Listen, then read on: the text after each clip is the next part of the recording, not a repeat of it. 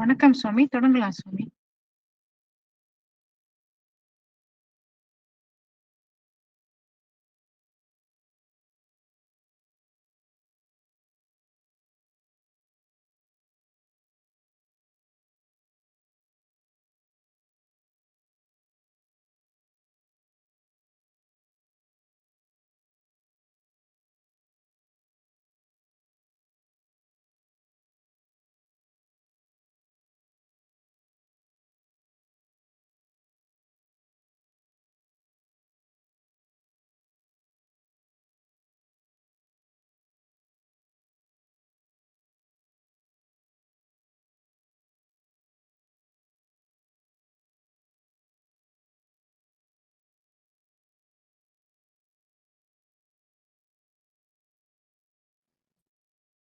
சுவாமி,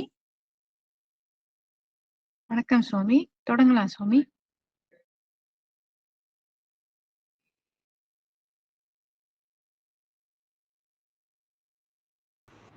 சுவாமி left ஆயிட்டாங்க.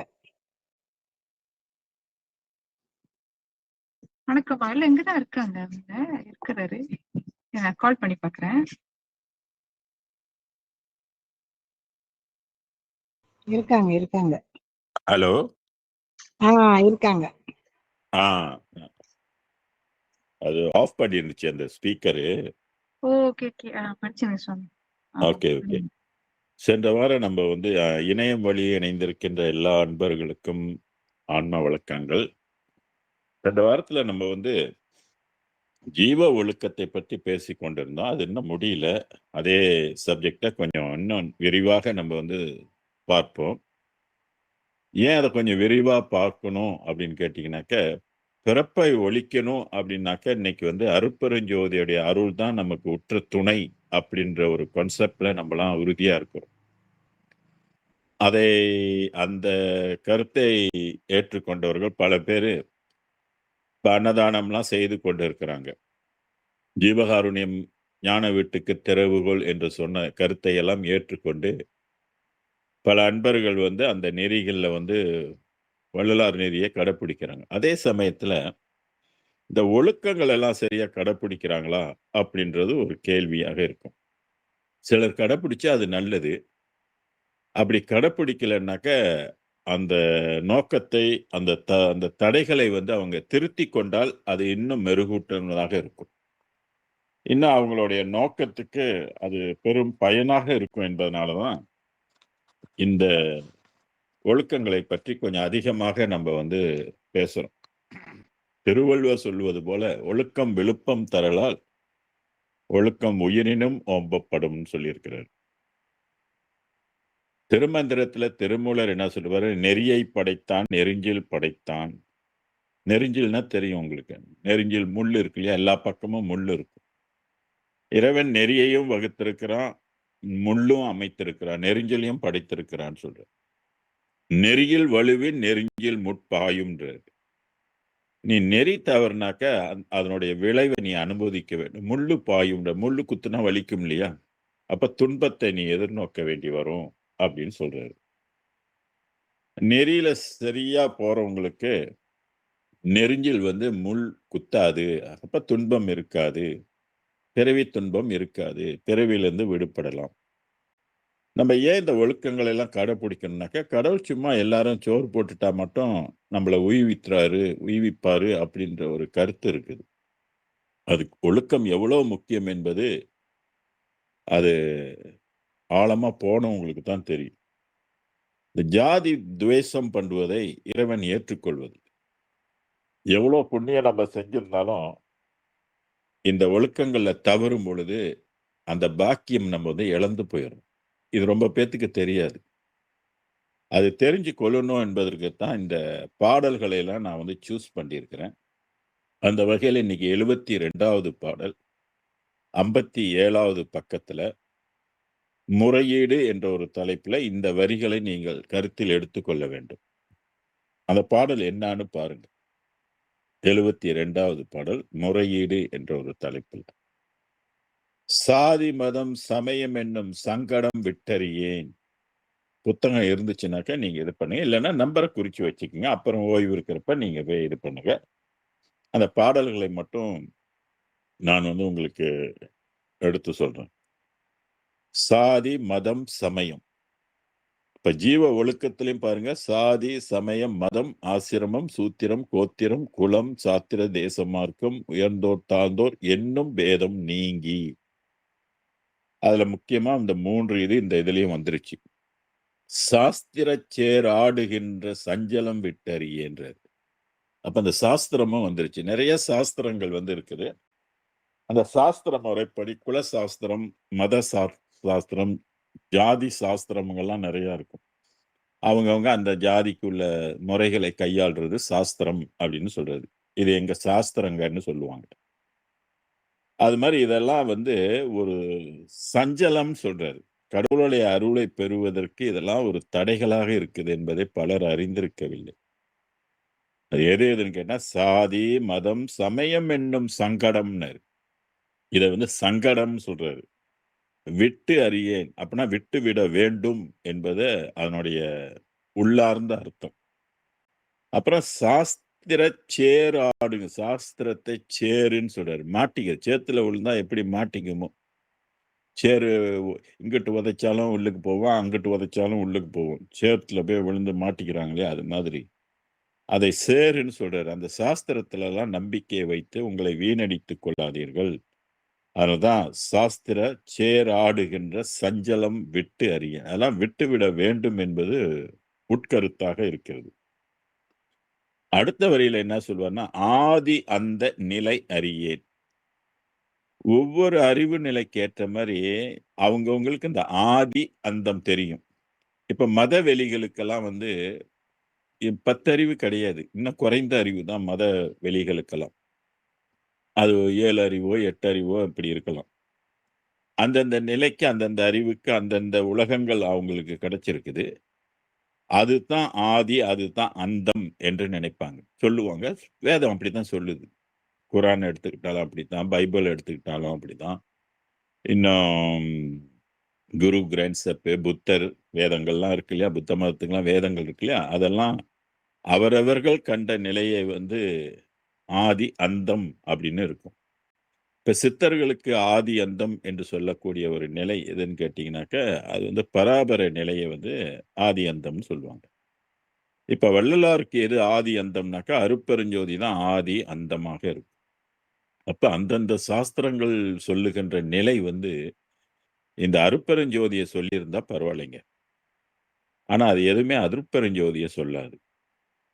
அது அறிவுக்கு தக்க மாதிரி ஒவ்வொரு எல்லையை பிடிச்சுக்கிட்டு இதுதான் ஆதி, இதுதான் அந்தம் அப்படின்னு எல்லாம் பீத்தி கொண்டு இருக்கும். பெருமைப்பட்டு கொண்டு இருக்கும். அதெல்லாம் முற்றிலும் தவறு இது. ஆதி அந்தம் என்பது உண்மையான ஆதி அந்தம் 19ஆம் நூற்றாண்டில் தான் வள்ளல் பெருமானுக்கே அது கொடுக்குது. எது ஆதி, எது அந்தம்னு அதுக்கு நிறைய பாடல்களை நம்ம சான்றாக எடுத்து கூட பார்க்கலாம். இப்பதான் தெரியுது நமக்கு அருட்பெருஞ்சோதி தான் ஆதி. ஏன்னா மற்ற வெளிகள் எல்லாம் ஒரு காலத்தில் இருக்கும், இன்னொரு காலத்தில் இருக்காது என்று வள்ளலார் சொல்றார் இல்லையா? அப்ப எது நிலைத்திருக்கும், எது சத்தியம், எது நித்தியம் என்பதுல நமக்கு தெளிவு இருக்கு. அருட்பெரும் ஜோதி ஆண்டவர் தான் சத்தியம், நித்தியம். மற்றதெல்லாம் அனித்தியம். அதனால தானே ஞானசரியர்களை சொல்லியிருக்காரு, கண்டதெல்லாம் அனித்தியமே, கேட்டதெல்லாம் பழுதேன்னார் இல்லையா?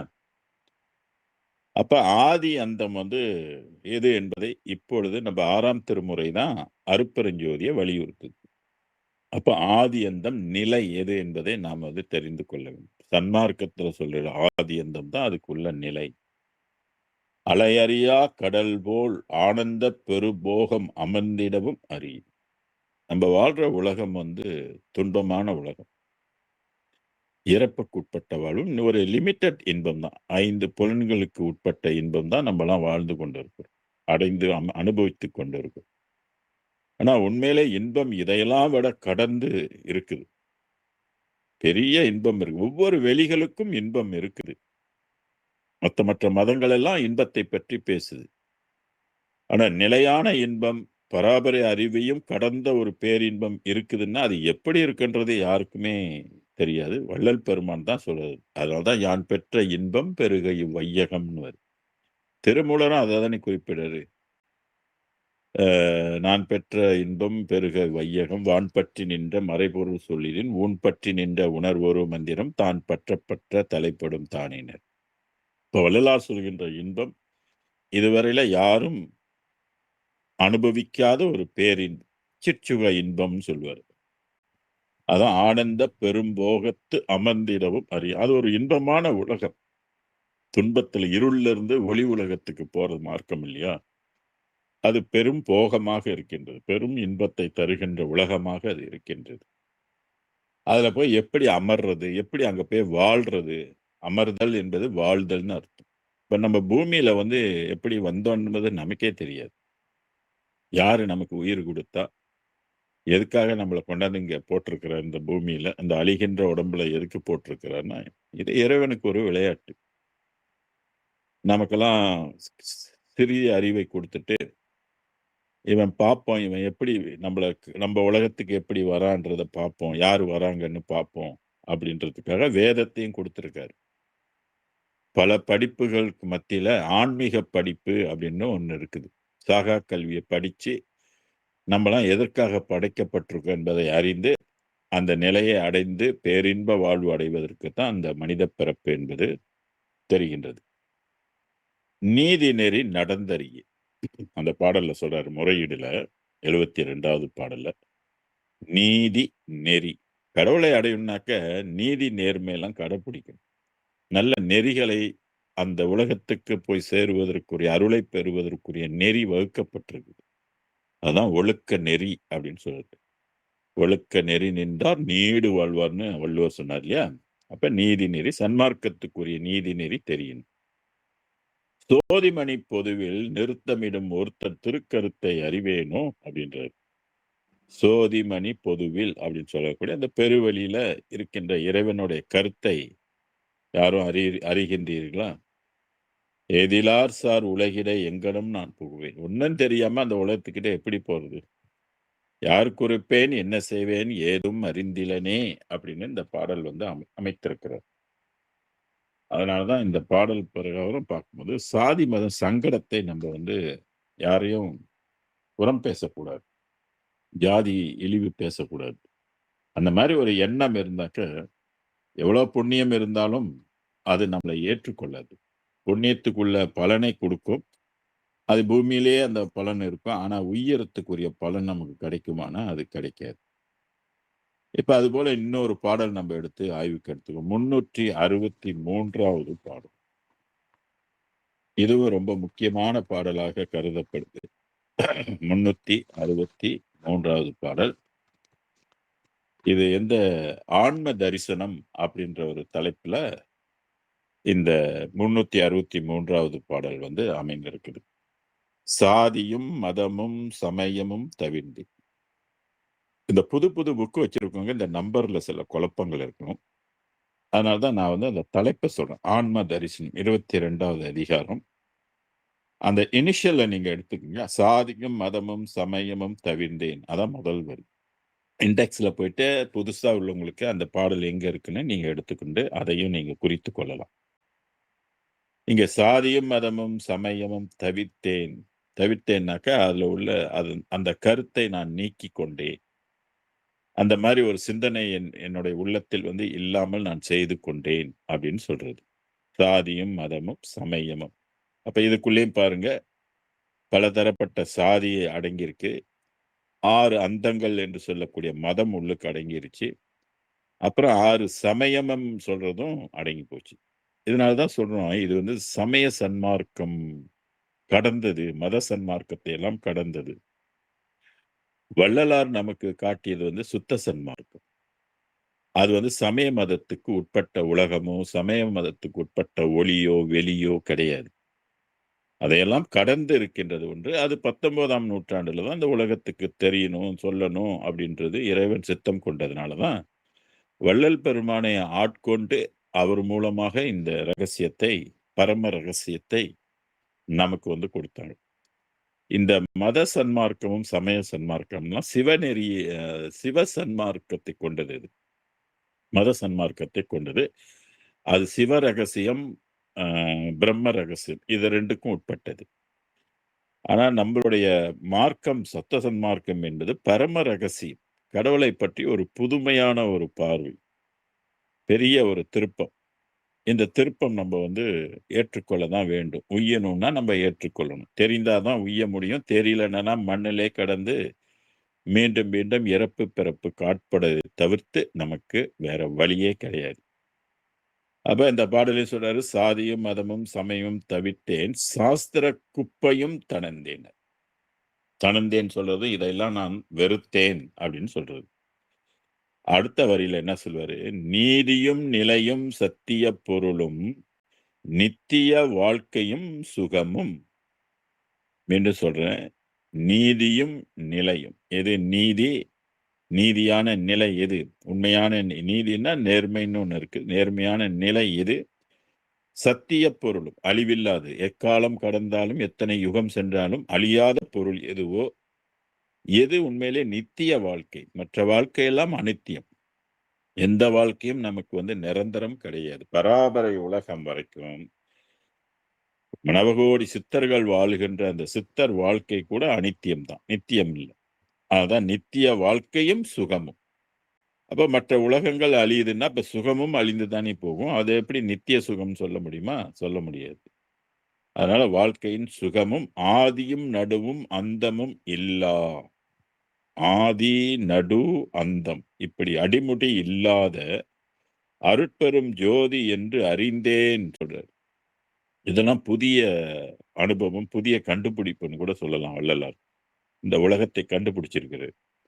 அருட்பெரும் ஜோதி என்று அறிந்தேன், ஓதியது அனைத்தும் நீ அறிந்தது, நான் உரைப்பதன் அடிக்கடி உனக்கேனர். ஓதியது அனைத்தும் நீ அறிந்தது, நான் உரைப்பதன் அடிக்கடி உனக்கே என்று இறைவன்கிட்ட முறையீடு சொல்றாரு.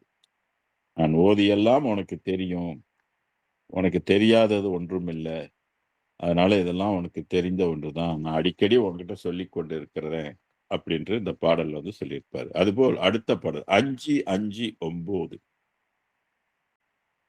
5:5:9வது பாடல். இது அருள் விளக்க மாலை. அருள் விளக்க மாலையில இந்த பாடல் 5:5:9.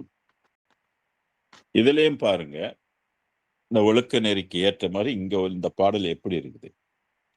சாதி குலம் பாடல் 5:5:9. சாதி குலம் சமயெல்லாம் தவிர்த்து என்னை மேல் ஏற்றி தனித்த திரு அமுதளித்தம் தனித்த தலைமை பொருளே. சாதி குலம் சமயமெல்லாம் தவிர்த்து.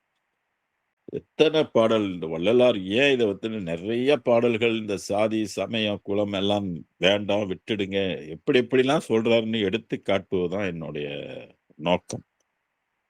ஏன்னா இதெல்லாம் பல பேர் என்ன செய்வாங்க, அதை விட மாட்டாங்க. அதை எப்படி விடுறது? ஏன்னா பழக்கத்துல வந்தது. சுத்தி சுத்தி பார்த்தா எல்லா தெருவுல கோயில் விழாக்கள் எல்லாமே அதுவாக இருக்குது. சரி, இதையே பிடிச்சுக்கிட்டு நம்ம உய்ய முடியுமானாக்க உய்ய முடியாது. அதனால அதை சொல்லித்தான் ஆகணும். கடைப்பிடிக்கிறவங்க கடைப்பிடிச்சிங்க, ஆய்வு பண்றவங்க ஆய்வு பண்ணி கொண்டு இருங்க. அதனாலதான் நான் இந்த பாடலாம் உங்களுக்கு எடுத்து காட்டுறேன். அப்ப சாதி குலம் சமயம் எல்லாம் தவிர்ந்து போங்கன்னா நீங்கி போக, தவிர்த்து என்னை மேல் ஏற்றி, செப்பாத மேல்நிலைன்னு சொல்றாரு, ஏறாத நிலை, அதான் மேல்நிலை ஏற்றி தனித்த திரு அமுதம். அந்த அமுதம் கூட பாருங்க, தனித்த திரு அமுதம் சொல்றது. அதனால்தான் நான் அடிக்கடி சொல்வேன், அமுதம் உண்டு தாயா நம்ம வளர முடியும். விண்ணுலகத்துக்கு போகணும்னா அமுதம் உண்டு தான் வளர முடியும். இப்ப அஸ்ட்ரோநாட்லாம் மூணுக்கு போறாங்க இல்லையா, நிலாவுக்கு போறாங்க இல்லையா, அவங்க என்ன இங்க மாதிரி பருப்பெல்லாம் எடுத்துட்டு போறாங்களா, காய்கறிலாம் எடுத்துட்டு போறாங்களா? அவங்களுக்குன்னு ஒரு தனி உணவு தயாரிக்கப்படுது இல்லையா, எல்லா சத்துக்களும் அடங்கிய ஒரு பில்ஸ் தான். அங்க போய் அவங்க டாய்லெட்டுக்கெல்லாம் எங்க போவாங்க? அது மாதிரி எப்படி அவங்களுடைய உணவு வேறுபடுகின்றதோ, பூமியில நம்ம வாழும்போது நம்ம சாப்பிடுற உணவு வேறுபடுகின்றதோ, அதுபோல இந்த உண்மையான உலகம், நித்திய வாழ்வு, சன்மார்க்க உலகத்துக்குள்ள நம்ம போகணும்னா அதுக்குன்னு ஒரு தனி அமுதம் இறைவன் அமைத்திருக்கிறார், வச்சிருக்கிறாரு. அந்த அமுதத்தை ஊட்டி ஊட்டி வளர்த்து தான் வள்ளல் பெருமானை வளர்த்தாரு அப்படின்னு வள்ளல் பெருமான் சொல்றாரு. எனக்கு அமுதம் ஊட்டியது அப்படின்னு சொல்றாரு. அந்த அமுதத்தை இங்கே சொல்றாரு. தனித்த திரு அமுதளித்த தனித்த தலைமை பொருளே ஆதி நடு கடை காட்டா அண்டபகிரண்டம் ஆறுயிர்கள் அகம்புறம் மற்றனைத்தும் நிறை ஒளி. இந்த ஆதி எது, நடு எது, கடை என்பது காட்டா. இது 19ஆம் நூற்றாண்டுக்கு முன்பு இது எங்கேயுமே காட்டப்படலை. இதுதான் ஆதி, இதுதான் அந்தம், இதுதான் நடு என்பது காட்டப்படலை. அண்டபகிரண்டம், அந்த அண்டபகிரண்டத்துல இருக்கின்ற 6 உயிர்கள், எல்லா இடத்துலயும் உயிர்கள் இருக்குதுன்றதை நம்ம புரிந்து கொள்ளணும். இன்னைக்கு விஞ்ஞானிகள் எல்லாம் மற்ற கிரகங்கள்ல உயிர்கள் இருக்குதா அப்படின்றத ஒரு பெரும் ஆராய்ச்சி பண்ணி கொண்டிருக்கிறாங்க. ஆனா இதுவரையும் என்ன முடிவு சொல்லல எங்க உயிர் இருக்குதுன்னு. ஆனா இங்க வள்ளல் பெருமான் என்ன சொல்ற, அண்டபகிரண்டத்துல எல்லாம் உயிர்கள் இருக்குது அப்படின்னு சொல்லியிருக்காரு. ஏற்கனவே இன்னொரு பாடலையும் சொல்லியிருக்காரு. உடம்பு வரும் வகை அறியீர் உயிர் வகையை அறியீர்னு சொல்றாரு. அப்ப உயிர்ல நிறைய வகைகள் இருக்கு. இப்ப நம்ம ஒரு வகை உயிர்கள். அதனாலதான் இதுக்கு 6 அறிவு பகுத்தறிகின்ற அறிவு கொண்ட ஒரு உயிர். ஆனா இந்த உயிருக்கு நான் சொன்னது போல ஒளி உடம்பு செய்வதற்கு தகுதியே கிடையாது இந்த உயிர். அப்ப இங்கேயே சுத்திக்கிட்டு இங்கேயே வாழ்ந்து கொண்டிருப்பதற்காக படைக்கப்பட்டவர்கள் தான் நம்பலாம். ஆனால் அதே சமயத்துல நம்ம உயரத்துக்கும் ஒரு அமைப்பு, ஒரு ஒரு அமைப்பு முறை நம்ம உடம்புல இருக்குது, நம்ம மனதுல இருக்குது. அதை நம்ம தெரிந்து கொள்ளணும். விண்ணுலகத்துல போய் எப்படி வாழ்வது, அதுக்குள்ள அமைப்பு முறை என்ன அப்படின்னு தெரிஞ்சுக்கிட்டாதான் அதை அகம் புறம் மற்ற அனைத்தும் நிறை ஒளி. நமக்கு அகம் இருக்குது, புறம் இருக்குது, அகப்புறம் இருக்குது, புறப்புறம் இருக்குது. என்னது இது? அகம் என்று சொன்னால் ஆன்மா, புறம் என்று சொன்னால் மனம், அகப்புறம் என்று சொன்னால் உயிர், புறப்புறம் சொன்னா சென்சஸ், 5 புலன்கள். ஆக இதிலெல்லாம் அந்த ஒளி நிறையும் அப்படின்னு சொல்றாரு. நிறைகின்ற ஒளியே அப்படின்னாரு. இப்ப நமக்கெல்லாம் நிறையல, நம்மலாம் இப்பதான் பாடுபடுறோம். அந்த ஒளி உள்ளுக்கு நிறைந்தாதான் நம்மலாம் முழுமையான சன்மார்க்கி, இல்லைன்னா அறகுறை தான். அதனாலதான் எல்லா சன்மார்க்கியும் வள்ளலார் மாதிரி ஒளியா ஆகல. பல சன்மார்க்கிகள் இறந்து போறதை நம்ம பார்க்கிறோம். பல பேர் உணவு தொடர்ச்சியா பல ஆண்டுகள் போட்டவங்க கூட இறந்து போறதை நம்ம பார்க்கிறோம். ஏன்னா அகப்புறம், இது அகப்புறம் நிறைகின்ற ஒரு செயலுக்கு பேரு யோகம், சிவயோகம். அப்ப சிவயோகம் சித்திப்பதற்கு இந்த ஒழுக்க நெறிகள்லாம் சரியா இல்லைன்னா நிச்சயமா யோகம் நமக்கு சித்திக்காது. அப்ப யோகம் சித்திக்காத போனா நமக்கு அமுதம் கிடைக்காது. அமுதம் கிடைக்கலன்னா நம்ம எந்த உணவை நம்பி வாழணும் அப்படின்னு கேட்டீங்கன்னா பூலோகத்து உணவை தான் நம்பி வாழணும், இல்லைங்களா? அப்ப அமுதம் நமக்கு உண்ணணும்னா அருட்பெருஞ்சோதியை நம்மளே ஆட்கொள்ளணும். நமக்கு அது பொருந்தணும். நம்மளுடைய உயிர்ல பொருந்தணும், மனதுல பொருந்தணும், ஆன்மாவில் பொருந்தணும். பொருந்தினாதான் அந்த உலகத்தினுடைய அமுதம் நமக்கு கிடைக்கும். இல்லைன்னா வெறும் அண்ணா உடம்பை நம்ம வச்சுக்கிட்டு போக வேண்டியதுதான். அண்ணா உடம்பு தான் நிலைக்காதுன்னு நமக்கு தெரியுமே. ஏன்னா இது ஆக்சிஜன்ல தானே வாழுது. ஒளி உடம்பு ஆக்சிஜன்ல வாழ இல்லையா, அதுக்கு ஆக்சிஜன் தேவையே இல்லை. ஓதி உணர்ந்தவரெல்லாம் என கேட்க எனைத்தான் ஓதாமல் உணர்ந்து உணர்வாம் உருச்சை உறவினர். ஓதி உணர்ந்தவர் எல்லாம், இதற்கு முன்பு வள்ளலாருக்கு முன்பு இறைவனை ஓதி உணர்ந்தவர் எது வரைக்கும் உணர்ந்திருக்கிறாங்கன்னா பராபரை தான் தெய்வம் என்று உணர்ந்தவர்கள் எல்லாம் என்னை கேட்க, வள்ளலார்கிட்ட போய் கேட்கிறாங்க. அப்பா நீ எப்படிப்பா இந்த இவ்வளவு பெரிய ஒளி உடம்பை பெற்ற, அந்த ரகசியத்தை எங்களுக்கும் சொல்லிக் கொடு அப்படின்னா வள்ளலார்கிட்ட போய் கேட்க, என்னைத்தான் ஓதாமல், நான் படிக்காமலேயே கருவிலேயே எனக்கு கலந்துகிட்டாரு. 9 வயசுல எனக்குள்ள கலந்துகிட்டாரு. அதான் ஓதாமல் உணர்ந்து உணர்வாம். எனக்கு உணர்கின்ற உணர்வை எல்லாம் இறைவன் எனக்கு கொடுத்தது மட்டுமல்லாம உறச் செய் உறவேனர். உற என்ன உரு? வெளி உரு, ஒளி உரு. ஏன்னா இந்த உடம்பு மண் உடம்பு, மண் தத்துவம். இங்க வெளி உரு, உருவெளியில் உற்ற உருவெளியே, உருவெளியும் நடுவெளியும் ஒன்றான ஒன்றேன்னு சொல்லி கூட அருள் விளக்க மாலையில சொல்லியிருப்பாரு. ஆக உருவெளியே உறச் செய் உறவே சோதிமயமாய் விளங்கி தனிப்பொதுவில் நடிக்கும் தூய நடத்தரசு. சோதி மயமாய். அப்ப இறைவன் எப்படி இருக்கிறார்னா ஜோதி மயமாய் இருக்கிறார். அத ஜோதி மயமாய் நினைச்சு நம்ம வந்து கும்பிடலாம். இல்ல முடியல எனக்கு ஒரு உருவம் வேணும்னாக்கா சரி ஏதாவது உருவத்தை வச்சு அதை கும்பிட்டுக்கிட்டு இருக்கலாம். இன்னைக்கு இஸ்லாமியர்கள் எல்லாம் வந்து இறைவனை ஜோதிமயமாகவே கும்பிடுறாங்க. அவங்களுக்கெல்லாம் வந்து சிலை வடிவங்கள்லாம் கிடையாது, படம் கூட கிடையாது. அப்படியே கண்ண மூடி மனசுல நினைச்சுக்கிட்டு இறைவன் ஜோதிமயமா இருக்கிறான், அதை ஏத்துக்கிறாரு. அல்லாஹ் வந்து அதை ஏத்துக்கொள்றாரு. அதுபோல வள்ளல் பெருமான் சொல்கின்ற ஜோதியும் நாம் அந்த மாதிரி வணங்கலாமா அப்படின்னா தாராளமா வணங்கலாம். கருத்தில் வைத்து ஏத்துதற்கு இசைந்தேன் தனி சொன்னாரு. அதனால ஜோதிமயமாய் விளங்கி தனி பொதுவில் பொதுவுல 2 இருக்குன்னு பல முறை சொல்லியிருக்கிறேன். பொதுவது சிறப்பது, புதியது பழையது. அப்ப புதியது தான் சன்மார்க்கம், பழையது வந்து சித்த மார்க்கம், சித்தர்கள் அடைந்த உலகம். நடிக்கும் தூய நடத்தரசு, தூயன்னா சுத்த நடம். சில பாடல்ல சுத்த நடம் புரிகின்ற என் சித்த சிகாமணியே அப்படின்னு சொல்லியிருக்கு.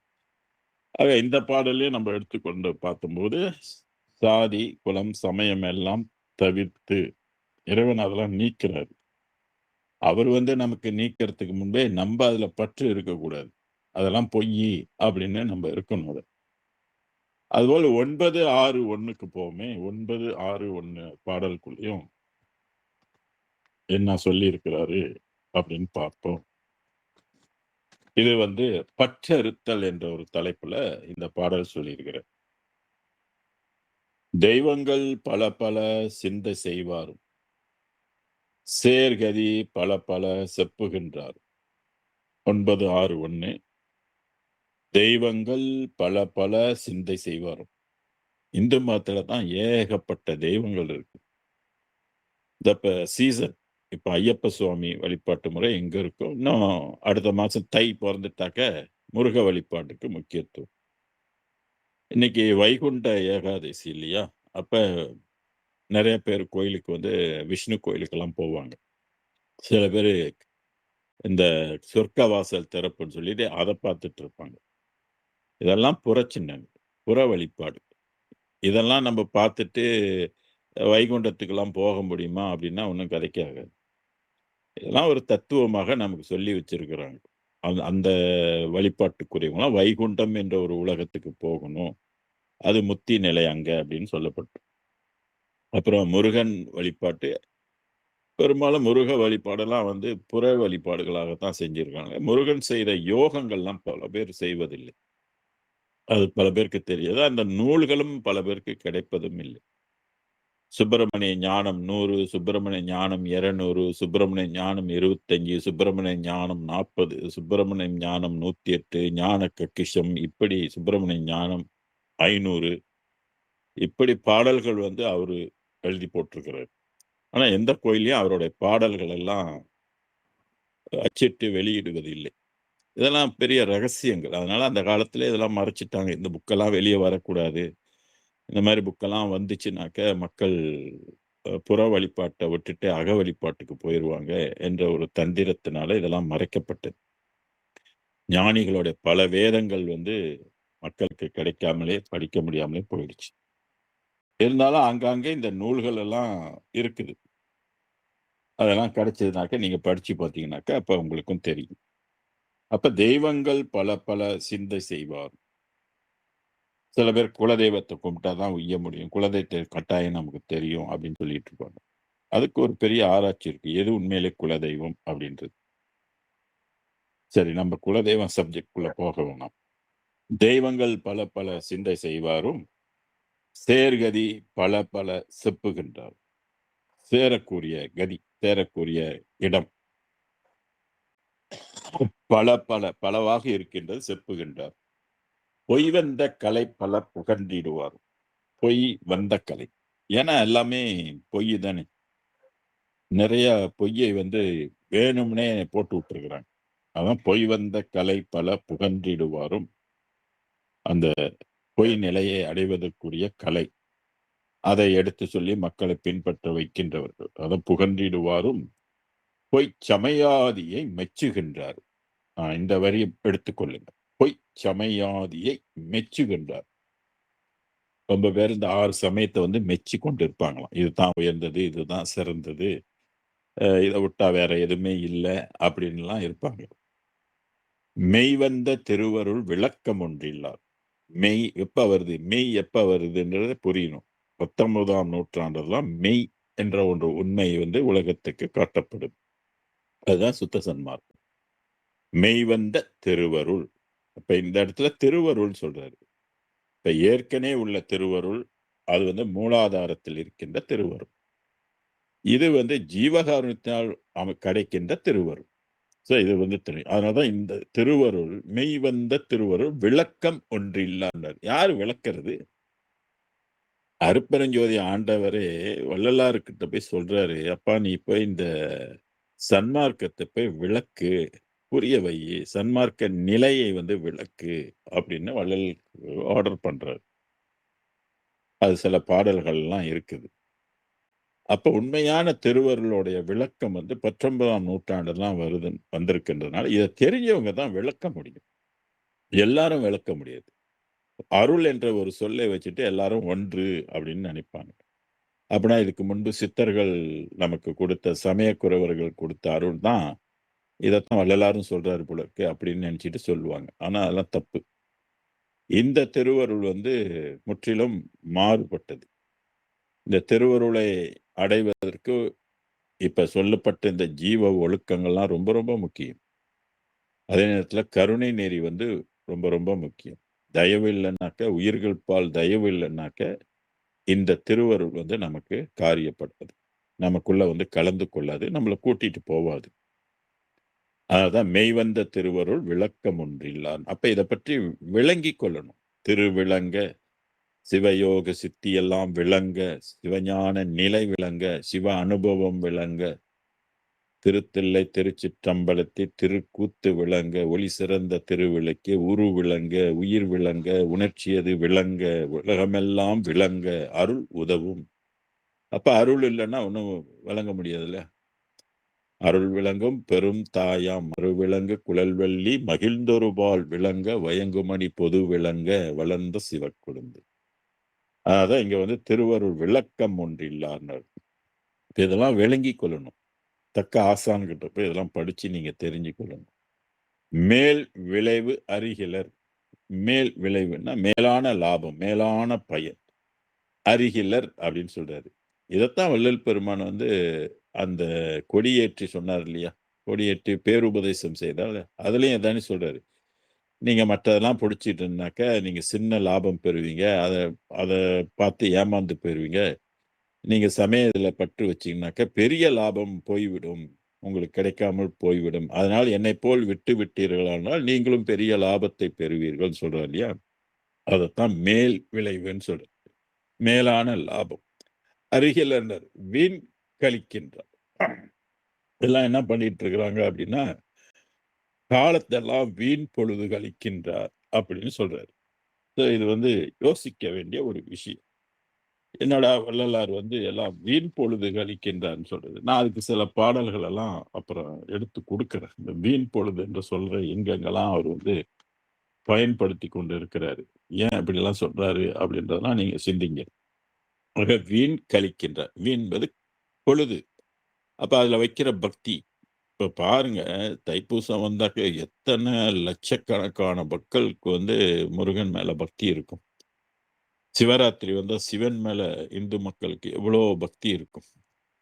இந்த 12வது மாசம் வந்தாக்கா ஐயப்ப சுவாமி மேல எவ்வளோ பக்தி இருக்கும். அந்த மாதிரி விநாயகர் சதுர்த்தி வந்தா விநாயகர் மேல எவ்வளோ பேருக்கு வந்து பக்தி இருக்கும். ஏன் இங்க வந்து வீண் கழிக்கின்றான்னு சொல்றாரு. அப்ப என்னமோ நமக்கு அங்க ஒரு லாஸ்ட் இருக்குது அப்படின்றது சிந்திக்கணும். சிந்திக்கலைன்னா ஒண்ணும் கிடைக்காது. வந்த துன்பு ஒழித்து அவருக்கு அறிவு அருள்வின்றார். இந்த துன்பத்தை எல்லாம் தொடர்ந்து தொடர்ந்து இவ்வளவும் கும்பிட்டு செத்து போய் திருப்பி திருப்பி வந்து பிறக்கிறாங்களே, இந்த பிறவி துன்பம் ஒழித்து அவருக்கு வந்து அறிவை அருள்வின்னு சொல்றாரு. அறிவு வேணும். 12வது அறிவு நீங்கள் தெரிந்து கொள்ளணும். அப்ப ஞான சம்பந்தர் எழுதின நூல்லையும் சரி, திருநாவுக்கரசர் எழுதிய நூல்லையும் சரி, திருக்குறள் திருவள்ளுவர் எழுதிய நூலிலையும் சரி, மாணிக்கவாசர் எழுதிய நூல்லையும் சரி, இன்னும் எத்தனை கோடி சித்தர்கள் எழுதிய வேத நூல்களில் 12வது அறிவு கிடையாதுயா. 12வது அறிவு கிடையவே கிடையாது. அந்த 12வது அறிவு வந்து எதுல இருக்குன்னா 6ஆம் திருமுறையில தான் இருக்கு. அதனாலதான் வள்ளல் பெருமானுடைய 6ஆம் திருமுறையை படிங்க. அதுக்குள்ள இருக்கிற விஷயத்த நீங்க வந்து எடுத்துக்கொள்ளுங்க. இல்லைன்னா உங்களுடைய காலம் எல்லாம் வீண் பொழுது போய்கிட்டே தான் இருக்கும். வீணான பூஜைகளை மனம் உழன்று நம்ம வந்து கடைசியில ஒண்ணும் இல்லாம போயிட்டு திருப்பி திருப்பி இதிலேயே மாட்டிக்கிட்டு இருப்போம். ஏன்னா உண்மை வெளி தோன்றவில்லைன்னு சொல்றோம் இல்லையா? அதனால எய்வந்த துன்பொழித்த அவருக்கு அறிவு அருள்வீர். வள்ளலாருக்கு தான் இந்த அறிவை இறைவன் நேரடியா கொடுத்தாரு. பிரிவேது உனக்கு நம் அறிவே வடிவெனும் அருட்பெரும் ஜோதினர். அண்டப்பரப்பின் திறங்கள் அனைத்தும் அறிய வேண்டியே ஆசைப்பட்டது அறிந்து தெரித்தாய் அறிவை தூண்டி. அப்ப நம்ம இந்த மூளையில 12 அறிவு வந்து தூண்டப்பட முடியும். சித்தர்களுக்கு 10 அறிவுங்க. அப்ப அதையும் கடந்த 12 அறிவு இயங்க முடியும் அப்படின்றது வள்ளல் பெருமானை வைத்து தான் தெரிஞ்சு கொள்ளணும். அதுக்குரிய பாடல்கள் சான்றுகள் எல்லாம் நிறைய இருக்குது இந்த 6ஆம் திருமுறை. அறிவு அருள்வீனர். அதனால்தான் அறிவு நமக்கு வந்து தூண்டப்படனால அவர் அறிவை நமக்கு இங்க கொடுத்துட்டாரு. 6ஆம் திருமுறை இருக்கு. அதை படிச்சு நம்ம கொள்முதல் பண்ணணும். அறிவை கொள்முதல் பண்ணணும். அப்ப அறிவை கொள்முதல் பண்ணும் போதுதான் இந்த சாதி சமய மதங்கள் எல்லாம் அடி வாங்குது.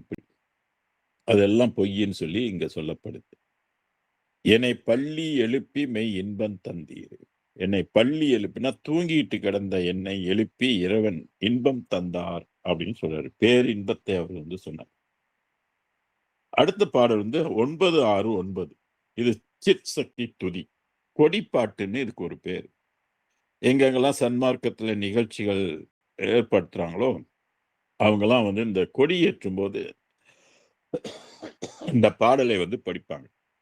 அதாவது ஜோதி கொடியே ஆனந்த சொரூப கொடியே ஜோதி ஒரு பாதி கொடியே ஜோதி வள பாக கொடியே என்னை என்ற ஆதி கொடியே உலகு கட்டி ஆளும் கொடியே சன்மார்க்க நீதி கொடியே சிவ நிமல கொடியே அருளுகவே. இதுதான் அந்த முதல் பாடல். ஆனா நம்ம எடுத்துக்கொள்ளக்கூடிய பாடல் வந்து 969. இந்த 969ல பாத்தீங்கன்னாக்க சிற்சக்தி துதியில வெறிக்கும் சமய குழியில் விழ விரைந்தேன் தன்னை விழாத வகை மறிக்கும் ஒரு பேரறிவளித்த வள்ளற் கொடியினர். கொடின்னா தாயின்னு அர்த்தம். கொடினா நம்ம ஏத்துற அந்த கொடி இல்லை. ஆனா அந்த கொடின்னு நினைச்சுக்கிட்டு தான் நம்மளாம் இப்ப ஏத்திக்கிட்டு இருக்கிறோம். நிறைய இயக்கங்கள் எல்லாம் இந்த கொடின்னு வந்ததுனால மேலோட்டமான கருத்தை எடுத்துக்கிறோம். ஆதி கொடியே ஜோதி வளப்பாக கொடியே. அப்ப ஜோதி வளப்பாகத்துல இருக்கிற கொடின்னா யாரு? தாய். அதை வந்து நீங்க வேற பாடல்கள் எல்லாம் சான்று 744 போய் பார்த்தீங்கன்னாக்க அது அந்த இடத்துல வந்து இறைவன் வலப்பாகத்தில் வைத்த தெய்வம் சொல்வார். அது இடது பாகம், இது வலது பாகத்தில் வைத்த தெய்வம் சொல்வார். அதனால வெறிக்கும் சமய குழியில் விழ விரைந்தேன் தன்னை. பாருங்க, அதுல போய் வள்ளல் பெருமான் அந்த குழியில போய் குழின்னு சொல்றாருங்க. அது ஒரு குழி, நீ விழுந்தா எந்திரிக்க முடியாது. 12 அறிவு கொண்ட தூக்குனாதான் தூக்க முடியுமே ஒழிய, இந்த 12 அறிவு உனக்கிட்ட இல்லைன்னா, இதை பற்றி நீ சிந்திக்கலைன்னா, படிக்கலைன்னா, தெரியலன்னா, நீ சமய குழியிலே கடக்க வேண்டியதுதான். உன்னை காப்பாத்த எந்த தெய்வமும் வராது. அதான் வெறிக்கும் சமய குழியில் விரைந்தேன் தன்னை இல்லாத வகை மறிக்கும் ஒரு பேரறிவு அளித்த வள்ளற் கொடி. வள்ளல் பெருமானுக்கு பேரறிவு அளித்தது. அந்த அறிவை கொண்டுதான் நம்ம வந்து சீர்தூக்கி பார்க்கணும். அந்த அறிவை கொண்டுதான் நீங்க வந்து செவ்வே பண்ணணும்.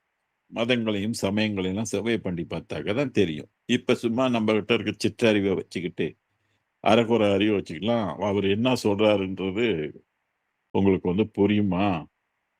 சில பேருக்கு கோபம் தான் வரும். அதனால சில பேர் வள்ளலாரை வெறுப்பார்கள். என்ன சமயத்தெல்லாம் போட்டு இவர் இப்படி சாத்தி விட்டு போயிட்டாரு. மனக்கொடியை செரிக்கும் பெரியர் உள்ள தொங்கும் தெய்வ கொடியே சிவ ஞான குறிக்கும் கொடியே ஆனந்த கொடியே அடியேற்கு அருளுகவே அப்படின்னு இந்த பாடல் வந்து இருக்கும். வெறிக்கும் சமய குழியில் விரைந்தேன் தன்னை விழாத வகை. அதே மாதிரி 657வது பாடல். அந்த பாடல்லையும் நீங்க போய் பாருங்க என்ன சொல்லியிருக்கிறாரு அப்படின்னு சொல்லி. 657வது பாடல். இது ஏறக்குறைய அருள் விளக்க மாலையா தான் இருக்கும். 657. ஆமா. இது கண்கொள்ளா காட்சி என்ற ஒரு தலைப்புல வந்து பெருமான் இந்த பாடலை வந்து கொட்டிருப்பார். திருவடி புகழ்ச்சி தான் இதுவும் 40வது அதிகாரம்.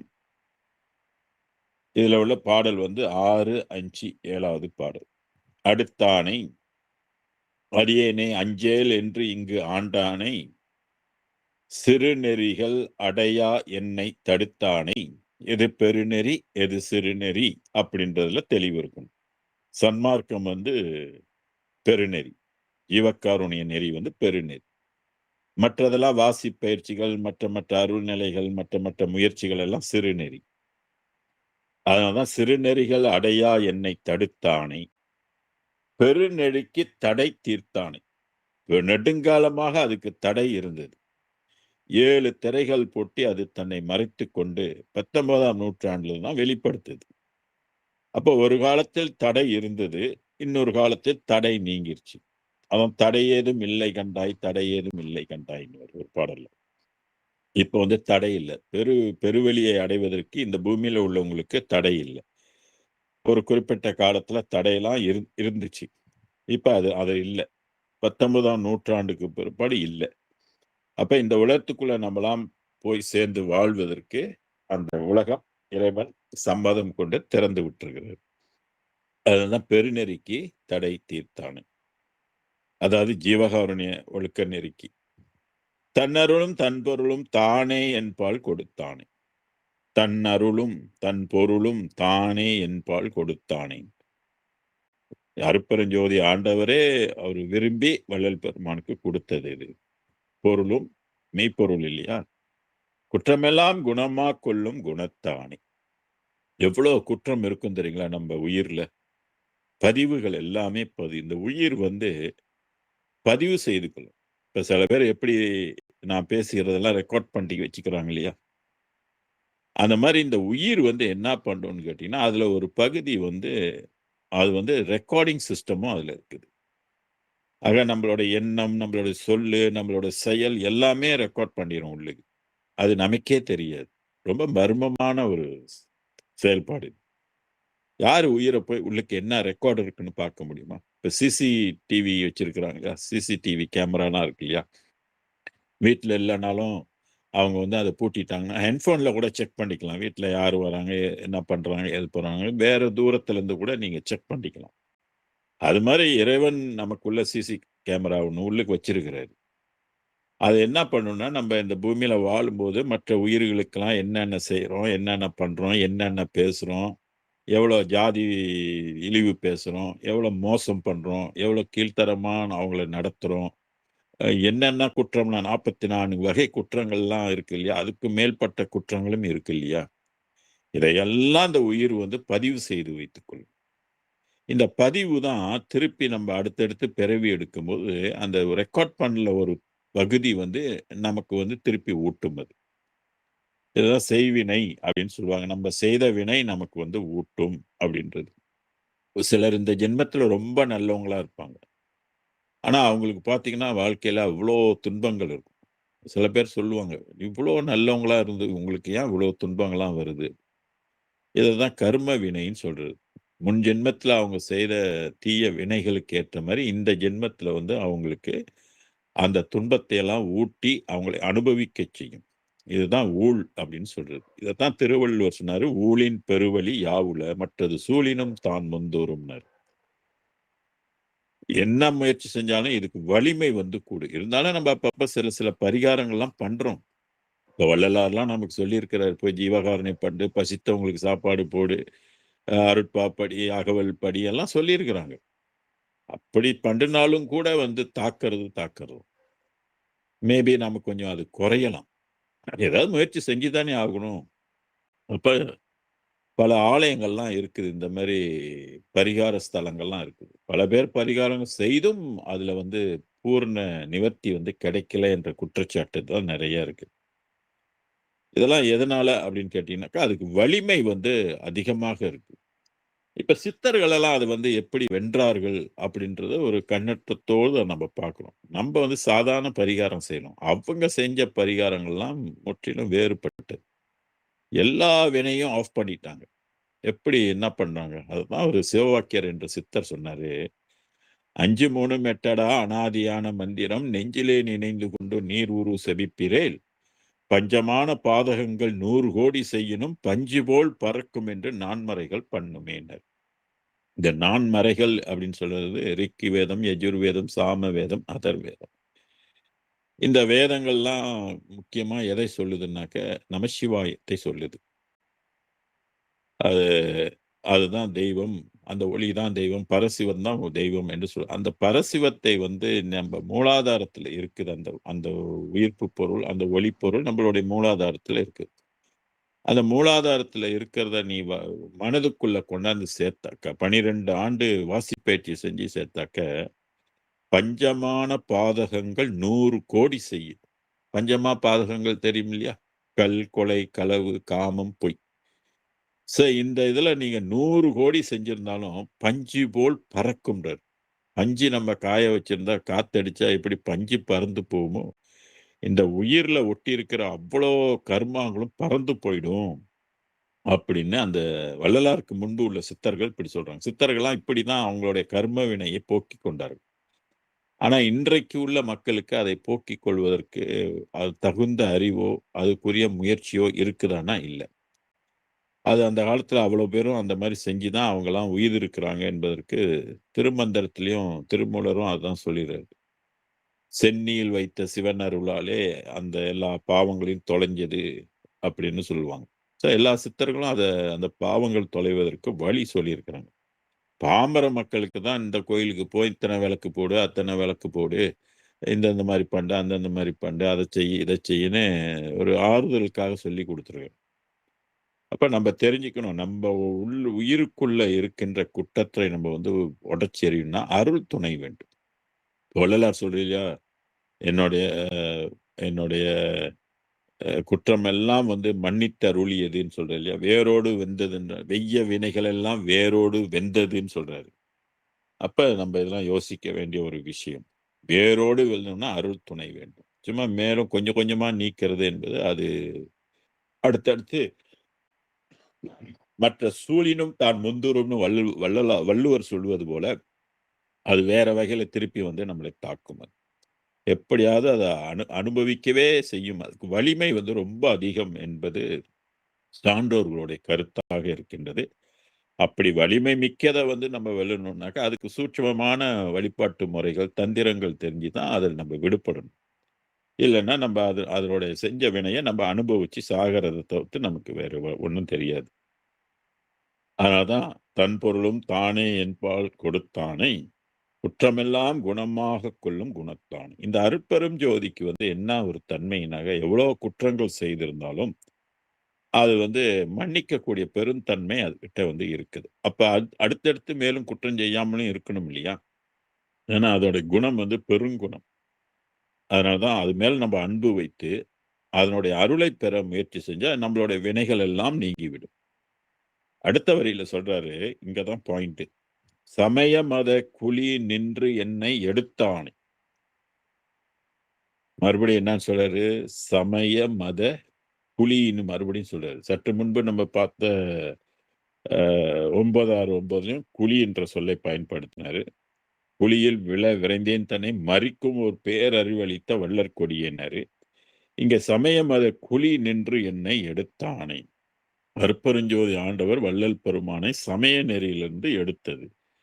அப்புறம் அவர் திருப்பி சமய நெறிய வந்து போதிப்பாரா? உண்மை தெரிந்த பிற்பாடு. சன்மார்க்கத்தை தான் போதிப்பார். ஏன்னா, அவர் சன்மார்க்கத்துக்குன்னு உரியவர். சன்மார்க்கத்தை சொல்ல வந்தவர். அகம் கருத்து இருக்கு இல்லையா? அந்த அகம் எப்படி ஒளி பெறுவது என்பது சொல்வதற்கு இங்க உலகத்துக்கு அனுப்பப்பட்டவர்ன்னு சொல்லியிருப்பார். அதனால சமய குழி நின்று என்னை எடுத்தானை. அடுத்து என்ன சொல்றாரு? எல்லாம் செய்வல்ல சித்தே ஈந்தான். எல்லா வகையான சித்தையும் எனக்கு அது வந்து கொடுத்தது அப்படின்ற பெருமான் வந்து இங்க கொடுப்பாரு. அது எல்லா சித்துன்னா சாதாரண சித்து இல்ல. மிக மிக சக்தி வாய்ந்த எல்லாத்தையும் செய்யக்கூடிய ஒரு சித்துகள் வந்து அவருக்கு இறைவன் வந்து கொடுத்திருப்பதாக அந்த பாடல்ல வந்து சொல்லிருக்கு. சரி, இப்ப வந்து நம்ம இதுலயும் அந்த இத நம்ம வந்து பார்த்தோம். அதாவது அ என்னன்னா அது சமய இதெல்லாம் நமக்கு வந்து அது குடுத்துருக்கு. அடுத்த பாடலுக்கு போவோம். 9, 9, 6க்குள்ள போவோமே. 9, 9, 6 இதுல கூட இந்த பாடல்ல 9, 9, 6ல ஆ 9, 9, 4லயும் நம்ம பார்க்கலாம். 9, 9, 4, 9, 9, 5, 9, 9, 6 மற்ற 3 பாடல்கள் சிவப்புண்ணிய பேர்ல இங்கேயும் என்ன சொல்லியிருக்கிறார்ன்றத நீங்க வந்து தெரிந்து கொள்ளுங்க. மாலிலே மயங்கி மண்ணிலே அனித்திய வாழ்விலே. நம்ம வாழ்வு வந்து அனித்திய வாழ்வு. மண்ணுலக வாழ்வு வந்து அனித்திய வாழ்வு.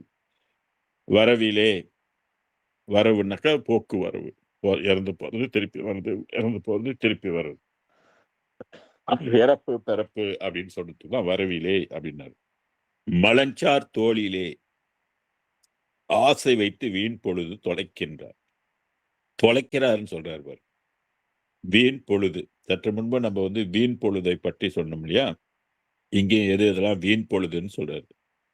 மாலிலே மயங்கி அப்படின்னா நம்மலாம் ஒரு மயக்கத்துல தான் வாழ்ந்து கொண்டு இருக்கிறோம். ஏதோ உண்மை வாழ்வு மாதிரி. அடுத்து தொலைக்க நான் உனது காலிலே ஆசை வைத்து. கால்னா திருவடி. ஆசை வைத்து. வள்ளலாருக்கு என்ன ஆசைன்னா விண்ணுலகத்துல போய் வாழணும் அப்படின்றது அவருக்கு ஆசை. நீயும் கனவிலும் நனவிலும் என்னை நின் பாலிலே வைத்தாய். எனக்கு இது போதும் பண்ணிய தவம் பலித்ததுன்னர். அப்ப வள்ளல் பெருமான் தவம் பண்ணியிருக்கிறார். நான் செய்த தவம் பலித்ததுன்றார். அனுபவ மாலையில என்ன சொல்றாரு? பிரம்மா, விஷ்ணு, ருத்ரலெல்லாம் நான் செய்த தவம் யாரும் செய்யலன்றார். இதெல்லாம் வந்து யோசிக்க வேண்டிய விஷயம். அடுத்து 9, 9, 5ல பாருங்க. மதத்திலே எது எது வீண் பொழுதுன்னு மறுபடியும் சொல்றாரு. மதத்திலே 6 6 அந்தம். சித்தாந்தம், வேதாந்தம், போதாந்தம், யோகாந்தம், கலாந்தம், நாதாந்தம். 6 அந்தம். கணபதி வழிபாடு, சிவ வழிபாடு, சக்தி வழிபாடு, நாராயண வழிபாடு, சூரிய வழிபாடு, முருக வழிபாடு. இதான் மதம். சமயம் அப்படின்னா 6 சமயங்கள். மதம் என்பது சித்தாந்தம், வேதாந்தம், போதாந்தம், யோகாந்தம், கலாந்தம். சமயம் என்பது 6. வழக்கிலே அதுதான் வழக்கம். தொன்று தொட்டு இருந்து வந்தது. மாயை மருட்டிலே மாயையில் தான் நம்மலாம் வாழ்ந்து கொண்டிருக்கோம். நம்மளுடைய மனம் வந்து முழுக்க முழுக்க மாயினல். அடுத்த வரி சொல்றாரு பாருங்க. இருட்டிலே நம்மலாம் இருட்டுல இருக்கிறோம்னு சொல்றாரு. நீங்க ஒத்துக்குவீங்களா? நம்மலாம் இருட்டு உலகத்துல வாழ்றோம் அப்படின்னு சொன்னாக்கா வள்ளலார பைத்தியக்காரன்னு சொல்லுவாங்க.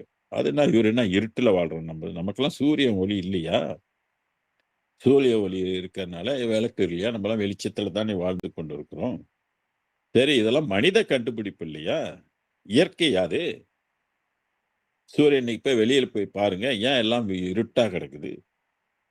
அப்ப இந்த வெளி முழுக்க முழுக்க என்ன மயமா இருக்குன்னாக்க இருளாகத்தான் இருக்குது. இருட்டாக இருக்குது. 65வது பாடல்கள்ல இதத்தான் இருட்டுன்னு சொல்லியிருப்பாரு. அப்புறம் போவோம் நம்ம 65வது பாடலுக்குள்ள நம்ம அப்புறம் போவோம். இத முடிச்சுக் கொள்வோம். ஆக மருட்டிலே, இருட்டிலே, மறவா கதத்திலே. இதுல வந்து நம்ம மறக்கிறது கிடையாது. இதையே ஞாபகத்துல வச்சுக்கிட்டு இந்த 6 வழிபாட்டுகள்லயும் யாரும் மறப்பாங்களா? மறக்க மாட்டாங்க. ஏதோ ஒன்றுல வந்து கடைபிடித்துக் கொள்வாங்க. மனதை வைத்து வீண் பொழுது கழிக்கின்றார். இது என்ன மாரியான அடி தெரியுங்களா? யோசிச்சு பாருங்க. மனதை வைத்து வீண் பொழுது கழிக்கின்ற. தைப்பூசம் வருதுங்க. எல்லாம் என்ன பண்ணுவாங்க? முருகனை மனசுல வச்சு எத்தனை பேரு விரதம் இருப்பாங்க. எத்தனை பேரு காவடி எடுப்பாங்க. சாதாரண விஷயமா அது? 6 சமயத்தையும் சொல்லிப்புட்டாருங்க. மனதை வைத்து வீண் பொழுது கழிக்கின்றான்னு சொல்றாரு. இதெல்லாம் மிகப்பெரிய ஒரு ஆய்வு பண்ண வேண்டிய ஒரு விஷயங்கள் இதெல்லாம். அதாவது வைத்து வீண் பொழுது கழிக்கின்றான்னு சொல்றாரு. ஏன்னா முருக வழிபாட்டுல வந்து யோகம் யாரும் செய்வதில்லை. யோகம் எப்படி விண்ணுலகத்துக்கு போறது அப்படின்ற அந்த வழிபாட்டுல முருகனை அணுகுவதில்லை. எல்லாம் பூலோக வாழ்க்கைக்கு எனக்கு அது குடு, இது குடு, இந்த காரியம் செய் குடு, பணம் குடு, பொண்ணு குடு, பிள்ளைக்கு வரம் குடு, அது குடு, இது குடுன்னு தான் எல்லாம் உலகியல் கேட்பாங்களே ஒழிய, நான் எப்படி உன் உலகத்துக்கு வருவது? எனக்கு அந்த அந்த பாதை என்ன? அதுக்குள்ள வழி என்ன? அப்படின்னு முருகப்பெருமானை தேடுவது இல்லை. அவருடைய நூலும் கிடைப்பது இல்லை. அதனாலதான் இருட்டிலேயே நம்ம வந்து இதெல்லாம் வந்து ஒரு வீண் பொழுதுன்னு வள்ளல் சொல்வதற்கு இதெல்லாம் வந்து காரணம். ஏன்னா யோகம் யாருக்கும் தெரியறதில்ல. உண்மையிலே கடவுள் உலகத்தை அடைவதற்குரிய வழித்துறை தெரியாமல் இருக்கிறனாங்க. அதனால இருட்டிலே மறவா கதத்திலே மனதை வைத்து வீண் பொழுது கழிக்கின்றார் கழிக்க, நான் உன் பதத்திலே மனதை வைத்தனன். உன்னுடைய பதம் அப்படின்னு சொல்றது பெருவெளி. அதிலே நான் மனதை வைத்தேன். அதான் மனதை சிற்றபையின் கண் நிறுத்துதல் வேண்டும். முதலில் புருவமத்தில் நிலைக்கச் செய்தல்னு கரண ஒழுக்கத்துல வந்து இருக்கும். நம்ம அது ஆரம்பத்திலே நான் உங்களுக்கு வந்து இந்த கரண ஒழுக்கத்துல இதை பத்தி சொல்லி இருக்கிறேன். ஆக மனதை எங்க வைக்கணும்னாக்கா வெளியை பற்றி சிந்திக்கணும். நம்ம மனம் மாயை, பெருவெளி என்ற ஒரு வெளி இருக்குது. அந்த வெளியை பற்றி சிந்திக்கணும். மனதை அதை நினைக்கணும். வைத்தன நீயும் பரிந்து எனது அழிவில்லா நல்ல பதத்திலே வைத்த அழியாத ஒரு பதத்துல அழிவில்லா நல்ல பதம், பார்பெரா பதம் சொல்வார் ஒரு பாடல்ல. அதுல நீ வந்து என்னை வைத்தாய், நீயும் பரிந்தனது அழிவிலா நல்ல பதத்தில எனக்கு இது போதும், பண்டிய தவம் பலித்ததுவேனர். அவருடைய தவம் அவருக்கு வெற்றியை கொடுத்தது. இப்ப 996க்கு போங்க. எல்லாம் ஒரே இதுதான். சிவப்புண்ணிய பேர்ல இதெல்லாம் சொல்லி வராரு. குளத்திலே, சமய குழியிலே, நரக குழியிலே குமைந்து வீண் பொழுது நிலத்திலே போக்கி மயங்கி ஏமாந்து நிற்கின்றார். இதெல்லாம் அன்னாடும் படிக்கணுங்க. இல்லைன்னா எழுதியாவது தலை சீவுறீங்க இல்லையா, அந்த இடத்துல எழுதி ஒட்டிக்கணும். அன்றாடம் படிக்கணும். அன்னாடும் மனசுல இதெல்லாம் பதிய வைக்கணும். அப்பதான் மனம் வந்து ஓடாது. சமய நெறிய போய் அதுல போய் மாட்டிக்கொள்ளாது. ஏன்னா இதெல்லாம் பல ஜென்மங்களாக மாட்டி வந்துருச்சு. அந்த வடுவெல்லாம் நீக்கணும்னாக்க அடிக்கடி நமக்கு வந்து புதிய சிந்தனைகளை படிக்கணும், சிந்திக்கணும். அதனால குலத்திலே என்ன குலம்? மனித குலம். நம்ம திருப்பி திருப்பி மனித குலம், திருப்பி திருப்பி மனித குலம். இதிலேயே தான் நம்ம கிடக்கிறோம். அதனாலதான் குலத்திலே அப்படின்னு சொன்னாரு. சமய குழியிலேன்னு திருப்பியும் சமய குழின்றது. எல்லாம் அதுல விழுந்து கிடக்கிறோம் அப்படின்னு சொல்லி பெருமான் இப்படி ஒரு பாடலை பாடுறாரு. அதுமோட சொல்லலைங்க. அடுத்து என்ன சொல்றேன்னா நரக குழியிலேனர். அது என்ன நரக குழின்றது? இந்த நரக குழி என்பது வந்து காம இச்சையாக நம்ம எடுத்துக்கொள்ளலாம். அது ஒரு நரக குழி. பிறப்புக்கும் அதான் வித்து, இறப்புக்கும் அதுதான் வித்து. அதான் நரக குழி அப்படின்னு சொன்னார். அதை குமைந்து வீண் பொழுது நிலத்திலே போக்கி மயங்கி ஏமாந்து நிற்கின்றார். வீண் பொழுதுன்றது. ஏன்னா இதுலலாம் இனிமேல உய்ய முடியாது என்பதனால தான் இவர் இப்படிலாம் சொல்றாரு அப்படின்னு நம்ம கருதணும். அதுக்கு முன்பு போய் அடைஞ்சவங்கலாம் அதுக்குரிய யோகம் தெரிஞ்சு போனாங்க. இப்ப யோகம் யாரும் தெரியறதில்லை. இதெல்லாம் புற வழிபாடு தானே. அபிஷேகம், ஆராதனை, அர்ச்சனை இதோட முடிஞ்சுக்குது. இதெல்லாம் உய்ய முடியுமா? இப்படிலாம் செஞ்சுட்டு நம்ம உய்ய முடியுமா? பிறப்பின் ரகசியம் தெரியணும் இல்லையா? எங்க போய் அடையணும்னு தெரியணும் இல்லையா? அதனால்தான் இங்கே வந்து நரக குழியிலே குமைந்து வீண் பொழுது நிலத்திலே போக்கி, இந்த நிலத்தில் வந்து எல்லாமே மண்ணுலகத்துல வீண் பொழுது போக்கிக்கிட்டு இருக்கிறாங்க. மயங்கி யாரோ நம்மளை மயக்கி விட்டுட்டாங்க. அதான் மயங்கி அப்படின்ற சொல்லை பயன்படுத்த எல்லாம் மயக்கத்துல தான் வாழ்ந்து கொண்டிருக்கிறான். மயங்கி ஏமாந்து சில பாடல்ல வந்து பெருமான் பித்துலகீரே பித்துலகீரே, ஒவ்வொரு ஆளுக்கும் ஒவ்வொரு பைத்தியம். இந்த வெளிநாட்டுல இருந்து ஒருத்தர் வந்தாரு, சினிமா நடிக்கிறவர். லட்சக்கணக்கான பேர் போய் எல்லாம் கூடுனாங்க. என்ன பைத்தியம்? எல்லாம் சினிமா பைத்தியம். அதனாலதான் ஏமாந்து நிற்கின்றார் என்று சொன்னார். நிற்க நான் உவந்துன்னா விரும்பின்னு அர்த்தம். வளத்திலே நினது வசத்திலே நின்றேன். நான் உன்னோட உலகத்துக்கு வந்துட்டேன், உன் வசத்துல நான் நிக்கிறேன். மகிழ்ந்து நீ என் உள்ளம் என்னும் அம்பலத்திலே நின்றாய். ரொம்ப ரொம்ப இம்பார்ட்டன்டான ஒரு வரிங்க. என் உள்ளம் என்னும் அம்பலம். வெளி இல்லையா? மனம் வந்து வெளி. அந்த அம்பலத்துல வந்து அருட்பெருஞ்சோதி ஆண்டவர் ஒளி வந்து அதுக்குள்ள வந்து நின்றதாம். அதுக்கு தான் இந்த மனம் வந்து அருட்பெருஞ்சோதிய நினைக்கணும். அருட்பெருஞ்சோதி நாமத்தை சொல்லணும். உயிர் கருணை உணர்வு நமக்குள்ள இருக்கணும். இங்க வந்து ஜீவ ஒழுக்கம் எல்லாம் நமக்குள்ள இருக்கணும். அப்படி இருந்தா தான் அவர் வந்து இந்த உள்ளத்துக்குள்ள வந்து நிற்பாரு. இதுல ஒண்ணு ஏக்கு புக்கா ஏதாவது நம்ம பண்ணுனோம்னு சொன்னோமாக்க, அவரு அதுக்குள்ள வரமாட்டாரு. அந்த உள்ளத்துக்குள்ள வரமாட்டாரு. இதத்தான் ஔவையாரும் சொன்னாங்க. "உள்ளமே பீடம் உணர்வே சிவலிங்கம் தெள்ளியர் அர்ச்சிக்குமாறு." தெளிந்தவர்கள்லாம் அர்ச்சனை அவங்களுடைய அர்ச்சனை என்னக்கா, உள்ளத்தை வந்து இறைவன் உள்ளத்துக்குள் வருவதை பற்றி தான் அவங்களுடைய அர்ச்சனை இருக்கும் அப்படின்னு சொல்றாரு. உள்ளமே பெருங்கோயில் என்று திருமூலரும் சொல்லுவார். அதனால இங்க வந்து என் உள்ளம் என்னும் அம்பலம்ன்றாரு. நின்றாய் எனக்கு இது போதும் பண்ணிய தவம் பலித்ததுவேன்னாரு. நான் செய்த தவம் எல்லாம் வந்து எனக்கு பலித்தது. இது இது பத்தாதா? இது போதும் அப்படின்னு அந்த பாடல்ல வந்து சொல்லியிருப்பாரு.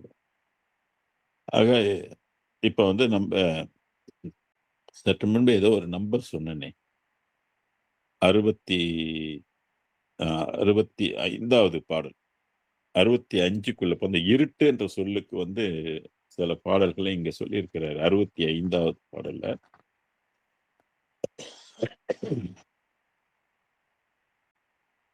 அதுல போய் பார்ப்போம். இருட்டை பற்றி என்ன சொல்லியிருக்கிறாரு அப்படின்னு தெரிந்து கொள்வோம். முறையீடு தான் அதுவும்.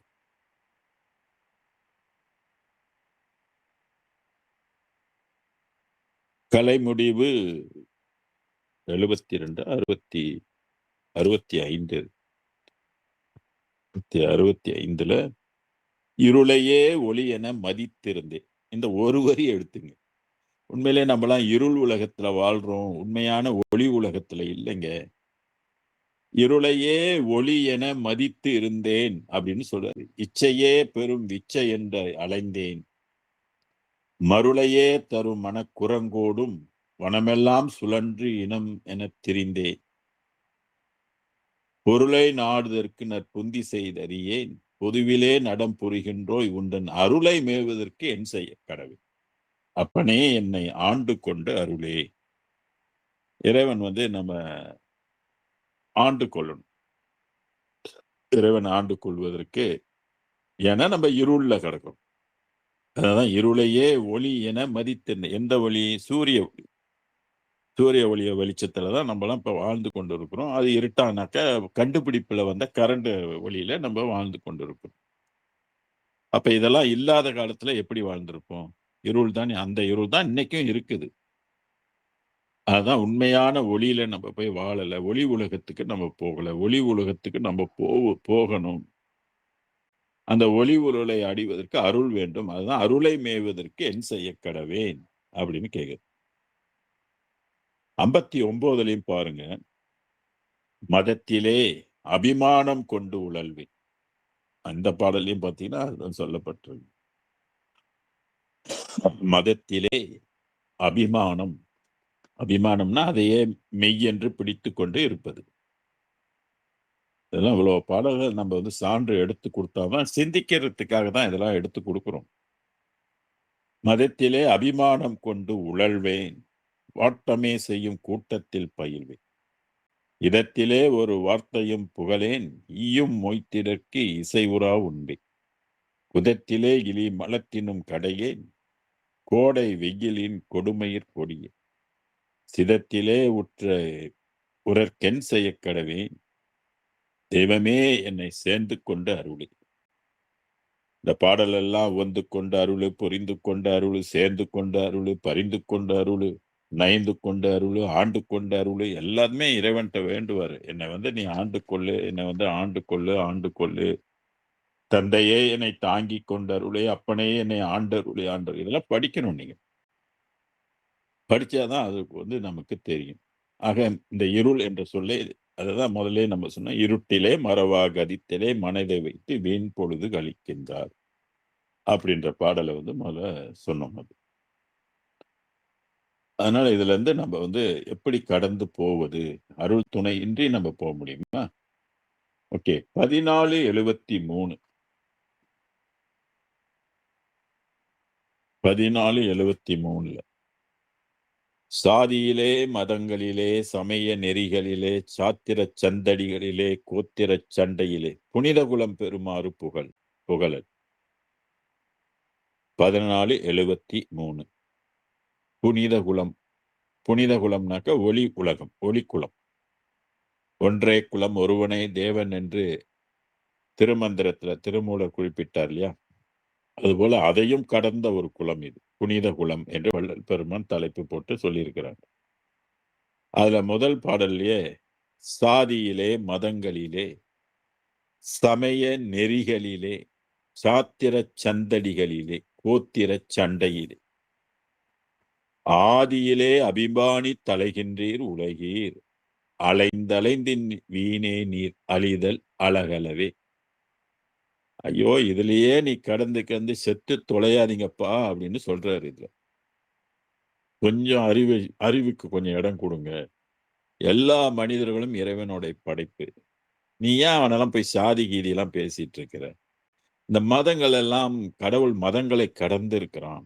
நீ மத நெறிகளை பிடிச்சிக்கிட்டு அதுதான் கடவுள்னு ஏன் பிடிச்சிட்டு உன் காலத்தை விரயமாயிட்டு இருக்க? அதுக்குன்னு ஒரு வேதம், அதுக்குன்னு ஒரு சாஸ்திரம், அதுக்குன்னு ஒரு கூட்டம், அதுக்குன்னு ஒரு யூனிஃபார்ம், அதுக்குன்னு ஒரு மந்திரம், அதுக்குன்னு ஒரு தந்திரம், இவளையும் கடைபிடிச்சி மண்ணுக்கு போறதா? விண்ணுக்கு போக முடியுமா? சுத்த சன்மார்க்க விண்ணுக்கு போக முடியுமா? அதான் இங்க நமக்கு வள்ளல் பெருமான் சுட்டி காட்டணும். இதுலயே நீ கிடைக்காத, உன்னை நீ திருத்திக் கொள்ளு, உன்னை நீ மாற்றிக்கொள்ளு. நான் சொல்லுகின்ற கடவுள் உன்னை மரணமில்லா பெருவாழ்வு கொண்டே சேர்த்துருவாரு. அவரு பொறுப்பு. நீ ஒழுக்கத்தை ஒழுங்கா கடைப்புடி. நீ அருட்பெருஞ்சோதி மேல் அன்பு வை. அதான் அன்பெனும் பிடியுள் அகப்படும் மலையே அப்படின்னு சொன்னார். அப்ப சாதியிலே, மதங்களிலே, சமய நெறிகளிலே, சாத்திர சந்தடி எல்லாத்துக்கும் சாஸ்திரம் இருக்கு. கோத்திர சண்டையிலே அபிமானி தலைகின்றீர் உலகில், அலைந்து அலைந்து அழிதல் வீணே நீர் அழிதல். உன் வாழ்க்கையே வீணா போகுதுன்னு சொல்றாரு. வீணே நீர் அழிதல் அழகலவே. இது முறை இல்லப்பா, இது அழகு கிடையாது. நீ உயரத்துக்குன்னு உன்னை பிறக்க வச்சது. நீ மரணமில்லா பெருவாழ்வுக்கு வாழ்வதற்கு உனக்கு வாய்ப்பு இருக்குது. அதை நீ வந்து அடையறதுக்கு முயற்சி பண்ணாம இதுல பூந்துக்கிட்டு நீ காலத்தை விரயம் பண்ணாத. நீதியிலே சன்மார்க்க நிலைதனிலே, சன்மார்க்கத்துக்குன்னு ஒரு நிலை இருக்குது. அது ஒரு நீதி முறை. ஞான நிறுத்தமிடம் தனி தலைவர். ஞான நிறுத்தம், ஞானவானாக அங்கே நிலை கொண்டு இருக்கிறார் ஒரு இறைவன், தனித்தலைவர் அவர். ஒருத்தர் அவர்தாமே வீதியில் அருஜோதி விளையாடல் புரிய மேவுகின்ற தருணம் இது கூவுகின்றேன் உமையேனர். கடவுள் கூப்பிடுறாருப்பா, நீங்களாம் வர விரும்புறீங்களா? அவர் வந்து அருஜோதியாக நீ வந்து திகழ்வதற்கு இவ்வளவு நாள் நீ மண்ணு உடம்பு எடுத்துக்கிட்டு இருந்த. மண்ணு உடம்பு எடுத்துக்கிட்டு நீ மண்ணிலேயே மாண்டு மண்ணிலேயே பிறந்துகிட்டு இருந்த ரகசியம் கூட உனக்கு தெரியாமலே இருந்த. ஏன்னா நமக்கு தெரியாது நம்ம எத்தனை தடவை பிறந்தோம், எத்தனை தடவை இறந்தோம், என்னென்னவாலாம் இருந்து நம்ம வந்திருக்கிறோம் மனுஷ பிறப்புக்கு. இதெல்லாம் நம்ம அறிவுக்கு எட்டுமானா எட்டாது. ஆனால் 10 அறிவு உள்ளவங்களுக்கு தெரிஞ்சிருச்சு. அதனாலதான் புல்லாகி பூடாய் புழுவாய் மரமாகி பல்மிருகமாகி பறவையாய் பாம்பாகி கல்லாய் மனிதராய் பேயாய் கணங்களாய் வல்லரசுராகி முனிவராய் தேவராய் எல்லாய் தங்கர சாபத்தில் எல்லா பிறப்பும் பிறந்திலத்தேன் எம்பெருமானார் மாணிக்க வாசகர். மெய்யே உன் பொன்னடிகள் கண்டு இன்று வீடு உற்றேன். அந்த ஜென்மத்துலதான் அவர் வந்து வீடு விட்டார், முக்தி அடைந்தார் அப்படின்னு சொல்றாரு. இப்ப அந்த மாதிரி நம்மளும் எத்தனையோ வகையான பிறப்புகள்லாம் பிறந்துதான் இப்ப மனித பிறப்பு வந்திருக்கிறோம். அப்ப இதுல வந்து நமக்கு உயரத்துக்கு ஒரு இது வரலன்னா என்ன ஆகும்? அது திருப்பி அங்கேயே சாக வேண்டிதான். அதனால இங்கே வந்து இவர் வந்து சொல்றாரு, ஆதியிலே அபிமானி தலைகின்ற. இது இப்ப நேரத்தில் ஆதியிலேன்னு சொல்றது. ஆரம்பத்துல இருந்தே இந்த கதை ஓடிக்கிட்டு இருக்குது. ஜாதி இந்தியாவிலலாம் ஜாதி வெறி ரொம்ப கொடுமையாக இருக்கும். ஜாதி சண்டை, தெருவுக்கு தெரு சண்டை. அவன் இந்த தெருவில் வரக்கூடாது, இந்த தண்ணியில் அன்பக்கூடாது, அவன் பொண்ணு எடுக்கக்கூடாது, பொண்ணு கொடுக்கக்கூடாது, இப்படியே கிடப்பானுங்க. ஆனா அதனால விளைவு என்ன? அந்த மாதிரி இருந்தா அருட்பெருஞ்சோதி அருள் கிடைக்காது. அப்ப இங்கேயே கடக்க வேண்டியது. அதான் இதெல்லாம் ரொம்ப முக்கியமான சாரம். ஜீவ ஒழுக்கம் இருக்குது. அது சாதி சமய மதத்துல நம்ம வந்து இருந்தோம் சொன்னோமாக்க நிச்சயமாக அது அருள் வந்து பெற முடியாது. அதனாலதான் இங்க வந்து இந்த வகையில ஒரு வந்து 1477 இதை சொன்னாரு. எவ்வகைச்சார் மதங்களிலே பொய்வகச் சாத்திரங்கள் கண்டதெல்லாம் அனித்தியம் சொல்றார் இல்லையா, கேட்டதெல்லாம் பழுதுன்றார் இல்லையா, அது மாதிரி இங்க சொல்ற எவ்வகைச்சார் மதங்களிலே. அப்ப மதங்கள் என்பது ஆரந்தம், சித்தாந்தமாக இருந்தாலும் சரி, வேதாந்தமாக இருந்தாலும் சரி, அதுல உள்ள சாஸ்திரத்தெல்லாம் பொய் வகை சாத்திரங்கள் சொல்றாரு. என்னங்க மண்டை பிச்சுக்கணும் இந்த வரியெல்லாம் படிச்சாங்க. பொய் வகை சாத்திரங்கள் எடுத்துரைத்தே எமது தெய்வம் என்று கைவகையே கதறுகின்றார். தெய்வம் ஒன்று என்று அறி. தெய்வம் வந்து ஒன்றுதான். பல மதங்கள் எல்லாம் தெய்வம் ஒன்றுன்னு சொன்னாலும் அது அருட்பெருஞ்சோதியே அந்த ஒன்றுன்னு சொல்லவில்லை. அவங்கவங்க ஒளியை அவங்கவங்க கண்டுட்டு அதுதான் ஒன்றுன்னு சொல்லிட்டு இருக்கிறாங்க. அதெல்லாம் சிறு ஒளி தான். மத வெளிகளுக்கு உட்பட்டதெல்லாம் சிறு ஒளி பெற்றார்கள் அப்படின்னு வள்ளல் பெருமானுக்கு இறைவன் காட்டி கொடுக்கிறார். பாரு அவங்களெல்லாம், உன் மாதிரி உடம்பு பிரகாசமா அவங்களுக்கு எல்லாம் இருக்குதா, நீயே பாரு அப்படின்ட்டு. அதுதான் எவ்வகைச்சார் மதங்களிலே பொய்வகை சாத்திரங்கள் எடுத்துரைத்தே எமது தெய்வம் என்று கைவகைய கதறுகின்ற எல்லாம் கத்திட்டு இருக்கிறான். தெய்வம் ஒன்று என்று அறியன்றாரு. அப்ப தெய்வம் வந்து ஒன்று. அந்த ஒன்று எப்ப வருது?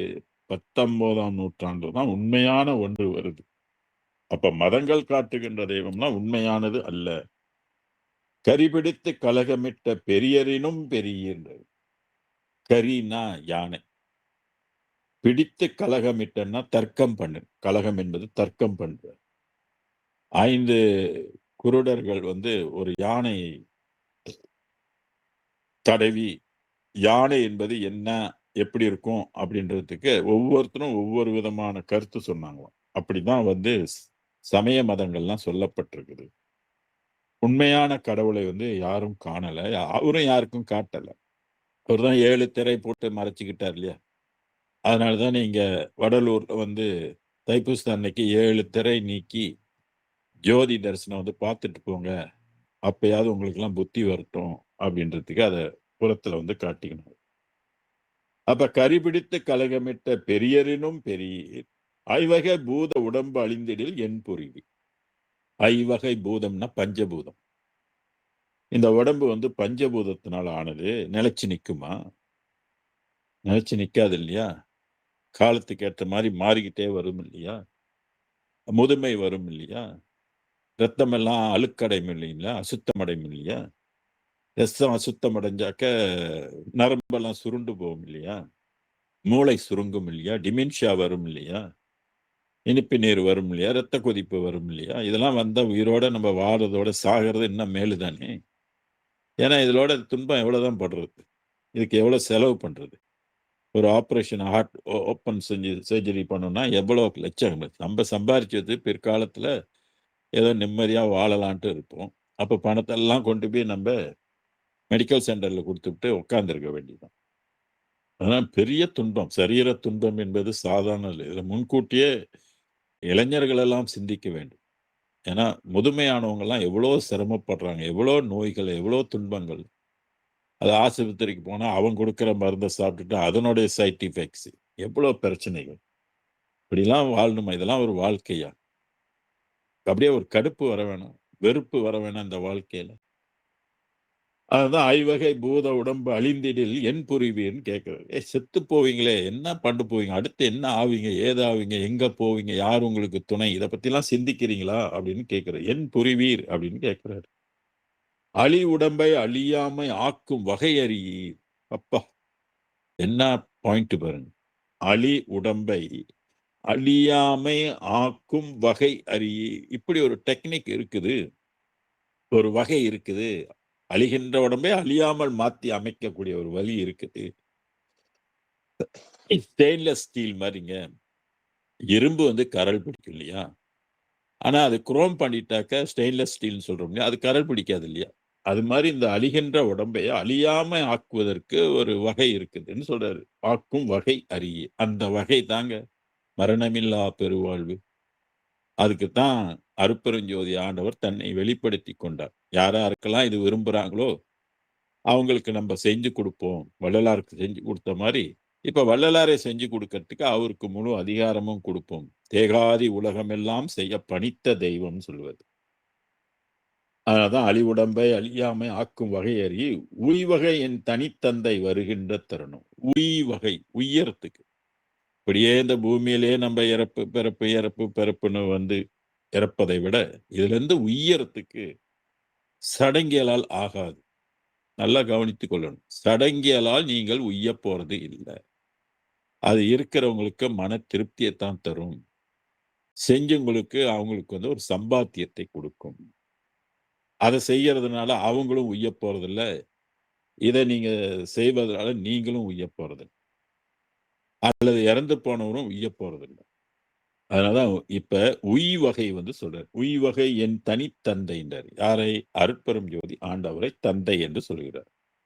வருகின்ற தருணம் இந்த 19ஆம் நூற்றாண்டுக்கு பிற்பாடுதான் அவர் வருகின்ற தருணமாக இருக்குது. இந்த பூலோகத்தில் உள்ள மாந்தர் குலத்தை, கருணை உடையவர்களை, என் ஒழுக்கங்களை எல்லாம் கடைப்பிடிக்கின்றவர்களை நான் அவர்களை ஆட்கொண்டு என் உலகத்துக்கு கொண்டாந்து நித்திய வாழ்வு அளிப்பேன். ஆனந்தமான வாழ்வு அளிப்பேன். பந்த பாசமற்ற வாழ்வு நான் அளிப்பேன்.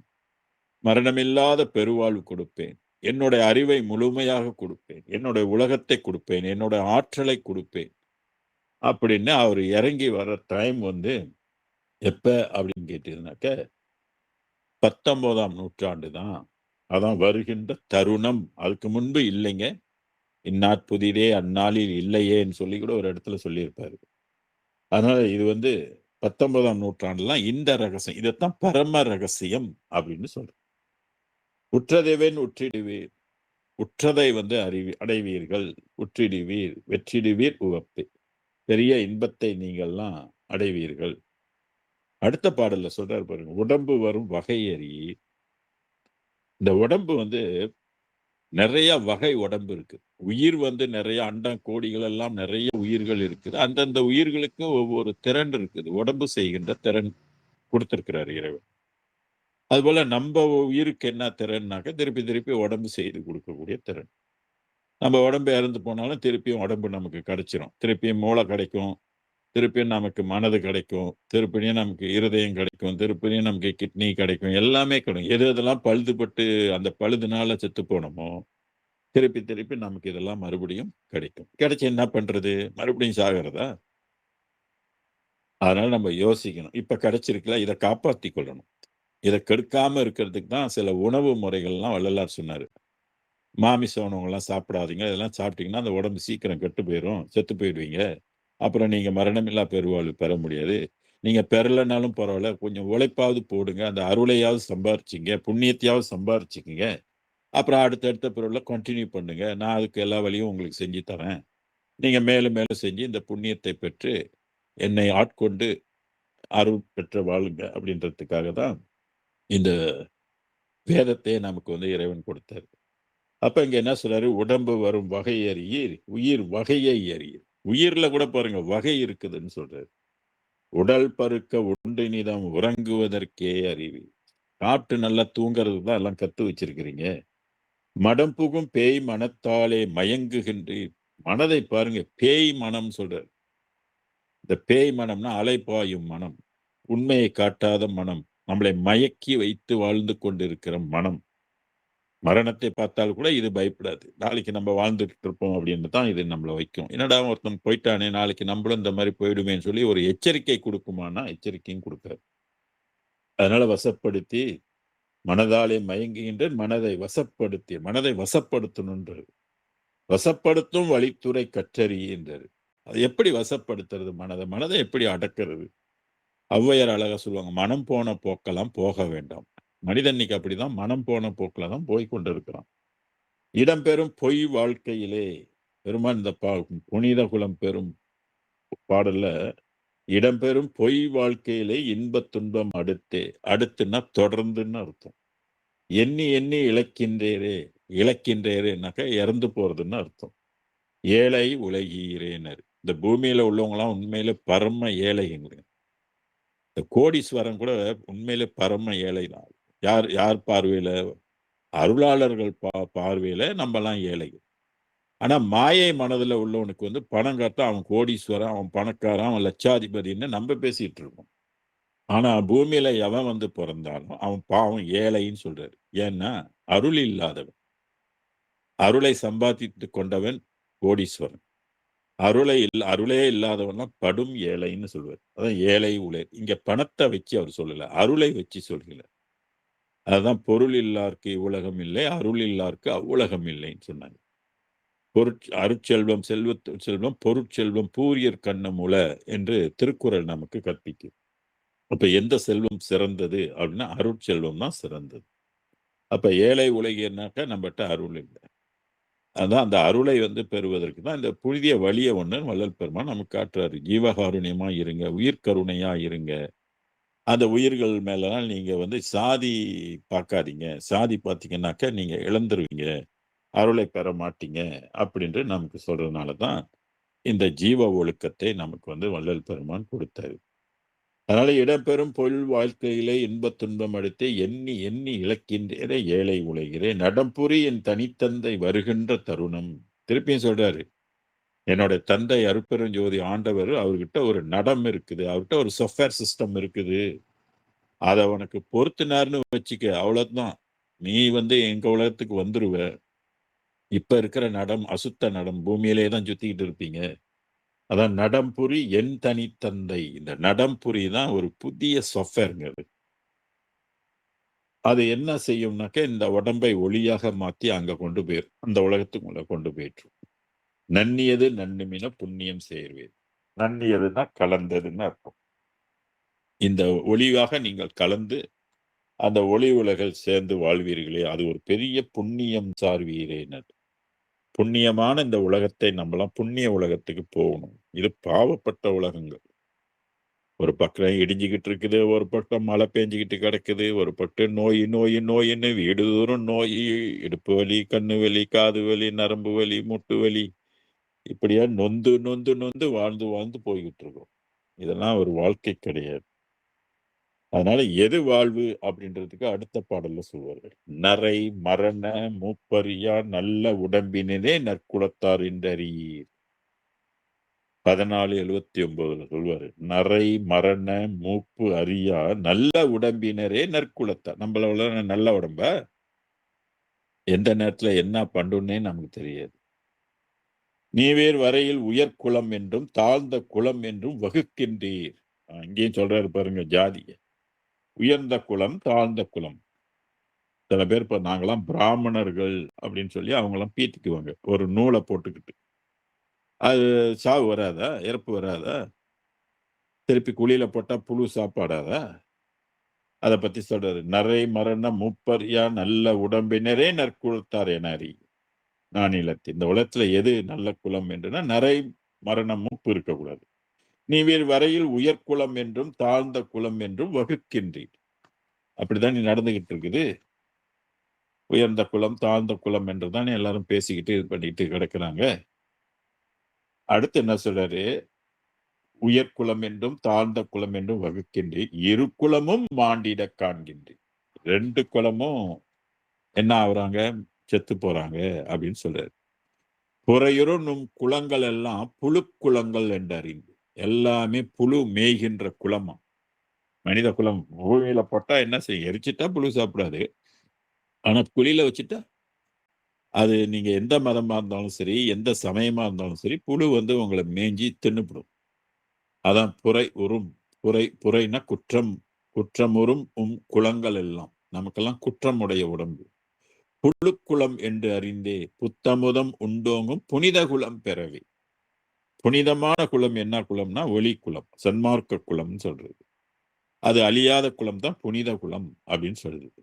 அப்ப மனித குலம் வேற, புனித குலம் என்பது வேற. இப்ப வள்ளலார்லாம் புனித குலம், நம்மலாம் மனித குலம். அரசனா இருந்தாலும் சரி, ஆண்டியா இருந்தாலும் சரி, அமைச்சரா இருந்தாலும் சரி, வேற எதுவா இருந்தாலும் சரி, எல்லாமே வந்து புழுக்குலம் தான். உரைபெறும் என் தனித்தந்தை வருகின்ற தருணம் உற்றதுவென் உற்றிடுவேர் உண்மை உரைத்தேன்.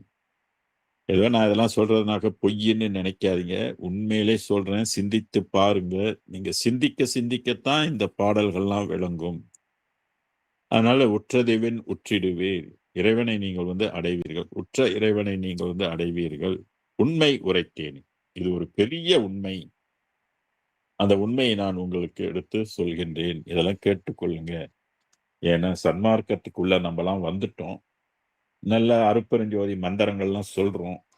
ஆனா அதே சமயத்துல சாதி சமய மதத்துக்குள்ள நம்ம மாட்டிக்கிட்டு சன்மார்க்கத்தையும் அதுக்குள்ள இழுத்து வச்சுக்கிட்டு இப்படி நம்ம வந்து வாழ்ந்து கொண்டிருந்தோமாக்க அருள் பெறுவதில் தாமதம் ஆகும். அருள் நமக்கு கிடைக்காமலும் போகலாம். அதனால வள்ளல் பெருமானுடைய ஜீவ ஒழுக்கம் என்பது ஆண் மக்கள், பெண் மக்கள் முதலிய யாவர்களிடத்திலும் சாதி சமய மத ஆசிரமம், சூத்திரம், கோத்திரம், குலம், சாத்திர, தேசமார்க்கம், உயர்ந்தோர் தாழ்ந்தோர் என்னும் பேதம் நீங்கி எல்லாவர்களும் நம்மவர்களாய் சமத்திற் கொள்ளுதல் வேண்டும். சமமாக பாரு. எல்லாமே இந்த பூமியில இறைவன் அவங்க நம்மள படைச்ச மாதிரி அவங்களையும் படைச்சிருக்கிறாரு. அதனால அவங்கள ஜாதி துவேஷம் பேசக்கூடாது. பேசினா அருள் நமக்கு கிடைக்காது, கர்மப்பிணி தீராது என்று நமக்கு ஒரு அச்சம் இருக்கணும். இதை நீங்கள் அடிக்கடி நான் சொன்ன இந்த பாடல்களை எல்லாம் நீங்கள் மீள்பார்வை பாருங்க, குறிச்சு வச்சு கொள்ளுங்க. அடுத்த வாரத்துல நம்ம வந்து மற்ற இதை பத்தி நம்ம பேசுவோம். அருட்பெரும் ஜோதி, அருட்பெரும் ஜோதி, தனிப்பெரும் கருணை, அருட்பெரும் ஜோதி, கொல்லா நெறியே உலகமெல்லாம் ஓங்குக, எல்லா உயிர்களும் இன்புற்று வாழ்க, வள்ளல் மலரடி வாழ்க வாழ்க, வள்ளல் மலரடி வாழ்க வாழ்க. சர்க்குருநாதா சர்க்குருநாதா, சன்மார்க்க சங்கம் தலைக்க அருள்தாதா, திருவருட்பிரகாச வள்ளலா தெய்வ திருவடிகளே சரணம் சரணம் சரணம். நன்றி, வணக்கம். மகிழ்ச்சி சாமி, நீடூடி வாழ்க வாழ்க, வாழ்க வாழ்க நன்றி. சாமி. மகிழ்ச்சி சாமி. நன்றிங்க தம்பி, தேவான் நன்றிங்க தம்பி. நன்றி. நீடூடி. நன்றி.